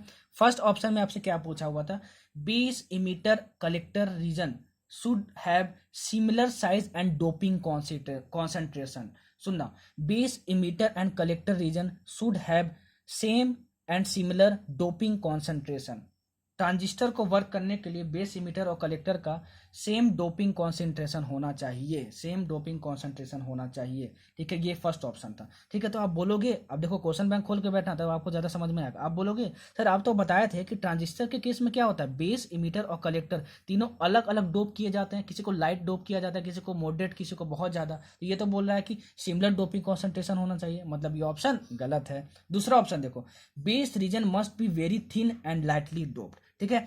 आपने सर बताया था कि ट्रांजिस्टर के केस में जो बेस होता है वो पतला रखा जाता है, ठीक है, और लाइटली डोप्ड रखा जाता है, मतलब कि ये ऑप्शन सही है, ठीक है। तीसरा ऑप्शन देखो, emitter base junction is forward biased and base collector junction is reverse biased, ठीक है। ट्रांजिस्टर के केस में सर आप बताया था दो टाइप का होता है, एनपीएन एंड पीएनपी होता है, दोनों में इमीटर बेस जंक्शन फॉरवर्ड बियास्ड होता है और बेस कलेक्टर जंक्शन रिवर्स बियास्ड होता है, तो ये सही ऑप्शन है, ठीक है। चौथे ऑप्शन में क्या था कि दोनों इमीटर बेस जंक्शन और बेस कलेक्टर जंक्शन दोनों फॉरवर्ड बियास्ड हो, तो दोनों तो फॉरवर्ड बियास्ड नहीं होते हैं। आपने सर बताया था एनपीआर एंड पीएनपी में इमीटर बेस जंक्शन फॉरवर्ड होता है और बेस कलेक्टर रिवर्स बियास्ड होता है, तो वो तो ऑप्शन सही था, चौथा ऑप्शन गलत है। सर ये क्या बोल दिया आप, तो क्वेश्चन बैंक खोल के देखो और मैं जो बोल रहा हूँ उसको ध्यान से सुनना, वो क्वेश्चन बन गया, मैं उसको एक्सप्लेन कर दिया आपको, नीट 2010 का क्वेश्चन, ठीक है। अच्छा, नीट 2008 का क्वेश्चन बैंक खोल के बैठो तभी सब कुछ ज़्यादा समझ में आएगा। फिर से मैं बोल रहा हूँ, आपको देखो क्या दिया हुआ था, voltage gain of N amplifier with 9% negative feedback. आपको गिवन था इसकी वैल्यू 10, ठीक है। तो आपसे बोला था वोल्टेज गेन विदाउट फीडबैक कितना होगा, विथ फीडबैक गिवन है, विदाउट फीडबैक कितना होगा, आपसे ये पूछा हुआ था, ठीक है। तो बोलो कि अरे वाह सर, ऐसा तो आपने बताया था कि अगर कभी भी फीडबैक वर्ड यूज हो तो पहले देखना नेगेटिव फीडबैक है कि पॉजिटिव फीडबैक है। तो यहाँ पे नेगेटिव फीडबैक है, तो नेगेटिव फीडबैक का फॉर्मूला क्या होता है, A F is equal to A/1+AM। यहाँ पे ए एफ का मतलब क्या होता था, फीडबैक, मतलब फीडबैक के बाद कितनी वैल्यू है, और ए क्या होता था, करंट गेन, मतलब कि फीडबैक के बाद करंट वोल्टेज गेन होता था ए, ठीक ना। तो मतलब फीडबैक के बाद वोल्टेज गेन की वैल्यू कितनी होती है, वो ए एफ होता था। तो फीडबैक के बाद वोल्टेज गेन की वैल्यू कितनी है, 10 है। और यहाँ पे मैं ये फॉर्मूला क्यों ले रहा हूँ, दूसरा क्यों नहीं ले रहा हूँ, क्योंकि यहाँ पे नेगेटिव फीडबैक है, तो नेगेटिव फीडबैक का ये फॉर्मूला था 10। ये क्या होता था, विदाउट फीडबैक वोल्टेज गेन कितना होगा, वही आपसे पूछा है, वोल्टेज गेन विदाउट फीडबैक, तो इसको ए हो गया बाई 1+A इंटू, ठीक है। एम क्या होता था, कितना परसेंट आपने फीडबैक दिया, तो कितना परसेंट फीडबैक दिया है, 9%, मतलब एम की वैल्यू कितनी हो गई, 9/100, 9% इज इक्वल टू 0/09 हो गया, ठीक है। तो इतना कितना हो गया, 0.09 हो गया, ठीक है। एम्प्लाइज दैट ये कितना हो गया, क्रॉस मल्टीप्लिकेशन कर दो, 10 plus A into 0.1 is equal to A हो गया आपके पास, इतना हो गया, ठीक है। सॉरी 0.9, ठीक है, इधर मल्टीप्लाई करके देख लेना, तो ये होगा आपके पास 10 इज इक्वल टू, ठीक है, ये आपके पास हो गया 0.1 ए। तो ए की वैल्यू आपके पास कितनी हो गई, 100 हो गई, ए की वैल्यू कितनी हो गई, 100 हो गई। मतलब वोल्टेज गेन विदाउट फीडबैक कितना होगा आपके पास, 100 होगा, कितना होगा, 100 होगा। ये ऑप्शन में था, आपको टिक मारना था, समझ में आया, ठीक है। चलो, तो ये हमको समझ में आ गया। अब देखो नीट 1998 का क्वेश्चन, ठीक है, सारा टाइप का क्वेश्चन करवा दूंगा ट्रांजिस्टर का, ठीक है, कुछ भी छोड़ूंगा नहीं। ट्रांसफर रेशियो एक ट्रांजिस्टर की गिवन है आपको 50, ठीक है। आपको इनपुट रेजिस्टेंस की वैल्यू भी गिवन है, इनपुट रेजिस्टेंस कितना गिवन है आपको, 1000 ओम गिवन है आपको, और ये आपका सीई एम्पलीफायर है, मतलब कॉमन इमीटर एम्पलीफायर है, ठीक है। तो आपको क्या देखना, आपसे क्या पूछा हुआ है, देखो इनपुट वोल्टेज भी आपको गिवन है क्वेश्चन में, इनपुट वोल्टेज भी गिवन है, वो कितना गिवन है, इनपुट वोल्टेज की वैल्यू 0.01 गिवन है। तो आपसे पूछा हुआ है peak value of collector AC current, ठीक है, मतलब आपको कलेक्टर करंट ही फाइंड करना है, क्या फाइंड करना है, कलेक्टर करंट ही फाइंड करना है। इसकी वैल्यू कितनी होगी, कलेक्टर करंट मतलब क्या, IC फाइंड करना है, मतलब क्या, IC फाइंड करना है, ठीक है। अच्छा, अब देखो ट्रांसफर रेशियो का मतलब क्या होता था, याद करो, सर ने बताया था कि करंट गेन को ही करंट ट्रांसफर रेशियो बोलते हैं। मतलब ये क्या गिवन है आपको, करंट गेन गिवन है आपको, क्या गिवन है आपको, करंट गेन गिवन है आपको। तो current given common emitter amplifier case में बीटा से डिनोट किया जाता है, और इस बीटा की वैल्यू क्या हो जाती है, इस बीटा की वैल्यू हो जाती है IC/IB हो जाती है। क्यों यहाँ पे डेल नहीं लगाया, क्योंकि क्वेश्चन में कहीं चेंज की बात नहीं हो, चेंज की बात होगी तब यहाँ पे डेल लगाएंगे, स्लाइड में बताया था हमने, ठीक है। तो यहाँ से IC is equal to beta into IB हो गया, क्या हो गया, बीटा इंटू IB हो गया, ठीक है। IB मतलब क्या हुआ, IB मतलब हो गया, IB मतलब क्या हुआ, IB आपका हो गया बेस करंट, ठीक है, हो गया आपका बेस करंट, ठीक है। मतलब कि आपको बीटा तो गिवन है, बीटा कितना है आपके पास, 50 है, 50 इंटू IB, मतलब IB फाइंड कर लो तो आपको कलेक्टर करंट की वैल्यू मिल जाएगी। इसी कलेक्टर करंट का लैंग्वेज का यूज किया था, peak value of collector current, ठीक है। तो आपको मतलब कलेक्टर करंट ही बस फाइंड करना है, घबरा मत जाना, इसलिए मैंने इस क्वेश्चन को लिया समझाने के लिए, ठीक। तो आपको IB मिल जाए तो आपका काम बन जाएगा, ठीक है, आपका काम बन जाएगा। तो IB कैसे निकालेंगे, ठीक है। तो देखो V is equal to IR है कि, हाँ नया कॉन्सेप्ट बता रहा हूँ, ओम्स लॉ, ठीक है, ओम्स लॉ, ठीक है। अगर मैं यहाँ पे सब कुछ इनपुट लूँ, मतलब V input is equal to I input is equal to R input लूँ, ठीक है ना, यहाँ पे तो मैं इस फॉर्मूले को लगा सकता हूँ, क्योंकि सब कुछ इनपुट के लिए ही ले रहा हूँ। तो यहाँ पे इनपुट वोल्टेज गिवन है क्या, हाँ गिवन है 0.01, ठीक है। और इनपुट करंट को ही हम लोग आई को ही क्या बोलते थे, बेस करंट बोलते थे। अगर मैंने स्लाइड में नहीं बताया तो जान लो, बेस करंट को हम लोग क्या बोलते हैं, इनपुट करंट बोलते हैं, क्या बोलते हैं, इनपुट करंट बोलते हैं। तो आपको ये हो गया IB इंटू RI मतलब क्या हो गया, RI मतलब क्या हो गया आपका, RI मतलब हो गया आपका इनपुट रेजिस्टेंस हो गया। तो इनपुट रेजिस्टेंस की वैल्यू गिवन है 1000, ये 1000 हो गया। तो यहाँ से आई बी की वैल्यू निकालोगे तो कितना होगा, आई बी इक्वल होगा 0.01 बाई 1000 हो गया। ठीक है, तो यहाँ पे 50 इंटू आई बी की वैल्यू निकाल लिया मैंने 0.01 बाई 1000। ठीक है, तो ये आपको सॉल्व करोगे तो ऑप्शन दिया था माइक्रो एम्पियर में, ठीक है ना, तो इसको सॉल्व करोगे तो आएगा 5 इंटू 10⁻⁴ एम्पियर, तो ये आपका आ जाएगा 500 माइक्रो एम्पियर। ठीक है, अब सोल्व करना इसको आपका काम है। ठीक, तो देखो इसीलिए मैं बोलता हूँ कि पूरा लेक्चर देखा करो। देखो आप यहाँ पे एक नया कॉन्सेप्ट सीखे कि आई क्या होता है और V equal to I R हम कैसे लगा सकते हैं, और ऐसा क्वेश्चन आएगा तो कैसे पहचानेगा, और ट्रांसफर रेशियो दे दिया तो क्या करेंगे। समझ में आया, समझ में आया। ठीक है, चलो अब एक लास्ट क्वेश्चन लेंगे, उसके बाद फिर हम लोग खत्म करते हैं। ठीक, खत्म करते हैं। नीट 2011 का क्वेश्चन। ठीक है, ये भी बहुत अच्छा क्वेश्चन है, लेकिन बहुत इजी है। आपको दिया हुआ है कि एक सीई एम्पलीफायर है, ठीक है, कॉमन इमीटर एम्पलीफायर है, ठीक है, और वीसी की वैल्यू आपको गिवन है 2 वोल्ट। ठीक है, देखते जाना, ये फालतू में दिया हुआ है क्वेश्चन में, कुछ यूज नहीं है। आपसे क्या बोला है, change in base current, change in base current from 100 micro ampere to 300 micro ampere produces a change in collector current. अच्छे से क्वेश्चन पढ़ लेना आप, चेंज इन कलेक्टर करेंट, ठीक है, from 10 milli ampere to 20 milli ampere. ठीक है, तो आपसे पूछा करंट गेन की वैल्यू कितनी होगी। ठीक है, अच्छा यहाँ पे चेंज की बात हो गई, ठीक है, और यहाँ कॉमन इमीटर की बात हो रही है, मतलब करंट गेन को हम लोग किससे डिनोट करेंगे, बीटा से डिनोट करेंगे, और यहाँ पे चेंज वर्ड आ गया, चेंज वर्ड आ गया मतलब current gain, AC current gain की बात करेंगे तो इसकी वैल्यू क्या होती है कॉमन इमीटर के लिए, वो होती है del I C by del I B. ठीक है, डेल आई सी मतलब क्या होता है, चेंज इन कलेक्टर करंट। तो चेंज इन कलेक्टर करंट देखो यहाँ पे 10 से 20 जा रहा है, मतलब चेंज कितना हुआ 20 माइनस 10 हो गया, तो ये 10 मिली एम्पियर हुआ, by change in base current, तो ये 100 से 300 जा रहा है, तो चेंज कितना हुआ 300 माइनस 100। ठीक है, तो मतलब 200 आपको माइक्रो एम्पियर हो गया। तो ये आपका हो गया कितना 10 इंटू 10⁻³ एम्पियर। ठीक है, सेम यूनिट में चेंज कर रहा हूँ, और 200 इंटू ये 10⁻�6 ये माइक्रो है एम्पियर। जब इसको आप सॉल्व करोगे तो आपका आंसर कितना आ जाएगा 50 आ जाएगा। आप सॉल्व करके देख लेना।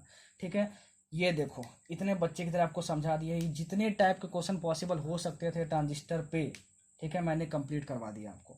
लॉजिक गेट बताया 1 घंटा, आपको 2 घंटा 40 मिनट पढ़ाया पूरा सेमीकंडक्टर, इससे पहले वाला लेक्चर। ठीक है, मतलब आपका 3 घंटा 40 मिनट, और ये हमारा लगभग लेक्चर हो गया 2 घंटे का। ठीक है, मतलब कि 6 घंटे का सेमीकंडक्टर रिवीजन के तौर पे सोच लो, पूरे यूट्यूब पे देख लेना, सेमीकंडक्टर रिवीजन के तौर पे 6 घंटे का लेक्चर कहीं नहीं मिलेगा। बस फार्मूला लिख देंगे फटाफट और फिर बोल देंगे समझ लो। ठीक है, और इससे आप लोग पढ़ लेना, क्वेश्चन बना लेना, लेकिन मेरा वो तरीका नहीं है। अगर आप शुरू से मेरा लेक्चर देख रहे होगे तो आप जानते होंगे। ठीक है ना, तो ये आपका सेमीकंडक्टर कंप्लीट हो गया। ठीक है, ये बेस्ट पॉसिबल रिवीजन था। ठीक है, सेमीकंडक्टर के लिए इससे बेटर रिवीजन नहीं हो सकता। हाँ, रेगुलर क्लासेस हो सकती हैं, तो वो रेगुलर क्लासेस तो ये है नहीं। ठीक है, तो बेस्ट पॉसिबल रिवीजन था ये। ठीक है, अगर ये ट्रांजिस्टर आपको समझ में नहीं आया, इसका मतलब कि आप अच्छे से नहीं देखे हो इसको।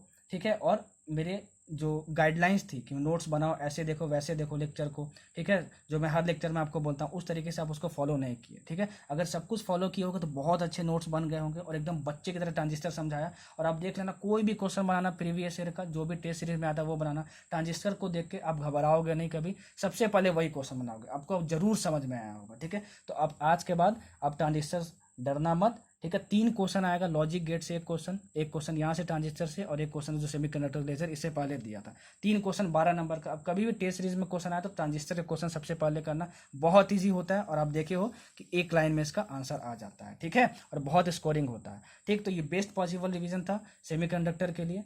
होप कि आपने साथ साथ नोट्स बनाए होंगे, बार बार इसका रिवीजन किया होगा, और जो मैं बोला हूँ एक एक लाइन को बहुत अच्छे से सुने होंगे, और उसके बेसिस पे भी नोट्स बनाए होंगे। इतना कुछ कर लिया तो यार देखो, ये सेमीकंडक्टर को सबसे आसान तरीके से समझाया जा सकता था, और मैंने वो किया। अब आपका काम है कि आप मेरे गाइडलाइंस को फॉलो करते हो कि नहीं। अगर मेरे गाइडलाइंस को फॉलो करोगे तो फिजिक्स बहुत इजी लगेगी। ठीक है, इसीलिए मैं आपको बच्चों की तरह समझाता हूँ, हाई फाई लैंग्वेज में समझा देता, और बाकी जो यूट्यूबर्स क्या करते हैं, सेमी कंडक्टर्स इन 1 शॉट, और बता दिए बस 50 मिनट में, बस फार्मूला लिख दिए, रिवीजन हो गया। अरे भाई, किसी बच्चे को समझ में नहीं आएगा वो। ठीक है, मेरा वो तरीका नहीं है, मैं बस इतना बोलना चाहता हूँ। 6 घंटे का सोचो रिवीजन लेक्चर हो गया सिर्फ सेमी कंडक्टर का। यहाँ पे 6 घंटा में लोग पूरा फिजिक्स समझा देते हैं। ठीक है, बस फॉर्मूला लिख दिए और रिवीजन हो गया आपका 6 घंटे में। मैं भी वो कर सकता था, लेकिन किसी बच्चे को कुछ समझ में नहीं आएगा। मैं आप लोग का वेलफेयर चाहता हूँ, इसलिए मैं 6 घंटे सिर्फ एक वीडियो पे लग रहा हूँ, सेमी कंडक्टर पे। नहीं तो आप यूट्यूब पे सर्च करके देखना, 5 घंटे का रिवीजन लेक्चर बनाते हैं और उसमें 11th 12th पूरा समझा देते हैं। ठीक है ना, समझाना मतलब समझाते नहीं है, बस फॉर्मूला लिख देते हैं और बोलते हैं ये आपका रिवीजन लेक्चर हो गया। ठीक है, तो वो सब फालतू है और वो कभी समझ में आएगा भी नहीं आप लोगों को। ठीक, तो मेरा तरीका ये है कि हर कुछ पढ़ो तो अच्छे तरीके से पढ़ो, जो भी लेक्चर मैं पहली बार देख रहा है, ठीक है, उसको भी समझ में आए। ठीक है, तो यही तरीका है, इसलिए मैंने सेमी कंडक्टर पे 6 घंटे की वीडियो रिवीजन लेक्चर के तौर पर बनाई, क्योंकि ये स्पेशल रिक्वेस्ट था बहुत स्टूडेंट की तरफ से। ठीक है, और प्लीज़ यार जो 3-4 लोग मेरे वीडियो को डिसलाइक करते हैं, वो प्लीज़, मैं ये नहीं बोल रहा हूँ डिसलाइक करो या ना करो, डिसलाइक करो, ठीक है, अगर आपको पसंद ना आई हो तो। ठीक है, और प्लीज़ कमेंट में करके बताओ क्यों वीडियो को डिसलाइक कर रहे हो, क्या कमी रह गई। मैं तो अपना तरह से पूरा एफर्ट डाल रहा हूँ। ठीक है, मेरे पास खुद के लिए टाइम नहीं बचता है। ठीक है, खुद भी पढ़ता हूँ, आप लोग को भी पढ़ाता हूँ, कंटेंट तैयार करता हूँ, वीडियो रिकॉर्ड करता हूँ, उसको अपलोड करता हूँ, बहुत काम रहता है। ठीक है, तो अपने तरफ से मैं पूरा एफर्ट दिखा रहा हूँ। तो अगर वीडियो पसंद आई हो यार तो थोड़ा अप्रिसिएट कर देना, लाइक कर देना। ठीक है, और जो बच्चे डिसलाइक करते हैं, 2-3 बच्चे हैं डिसलाइक करते हैं वीडियो को, वो क्यों करते हैं यार प्लीज़ मुझे बता देना, क्योंकि मैं सच में अपने वीडियोस में इंप्रूवमेंट लाना चाहता हूँ। ठीक है, तो डिसलाइक करो पसंद नहीं आई हो तो, लेकिन प्लीज़ बताओ कि इसमें क्या इंप्रूवमेंट की ज़रूरत है। और अगर पसंद आई हो तो प्लीज़ लाइक कर देना, इससे हमें अप्रिसिएशन मिलता है। और अपने दोस्तों के साथ वीडियोस को शेयर करना। ठीक है, तो 11th हमारा सारा कंप्लीट हो गया था, ये हमारा सेमी कंडक्टर कंप्लीट हुआ। अब हम लोग सीक्वेंस में चलेंगे। अब हम लोग पढ़ेंगे इलेक्ट्रोस्टैटिक्स, उसके बाद फिर पढ़ेंगे करंट, फिर पढ़ेंगे मैग्नेटिज्म, उसके बाद फिर सीक्वेंस में जाएंगे और सब कुछ कंप्लीट कर देंगे नीट से पहले। ठीक है, आप लोग क्या करना है, आप लोग को मैं जैसे गाइडलाइंस दिया हूँ उस तरीके से आप पढ़ाई करो अच्छे से, आपका जरूर अच्छा फिजिक्स में मार्क्स आएगा। ठीक ना, और अपने टीचर पर भरोसा रखो। ठीक है, so stay safe, thank you so much for listening this lecture. ठीक है, अब मिलते हैं अगले लेक्चर में इलेक्ट्रोस्टैटिक्स में। होप कि आपको सेमी कंडक्टर बेस्ट ईजीएस्ट वे में, मतलब सबसे ईजीएस्ट वे में समझ में आया होगा और सबसे बेस्ट पॉसिबल वे में समझ में आया होगा। सो ऑल द बेस्ट, फोड़ देना एग्जाम में। ठीक है, फिर चलो बाय, टेक केयर।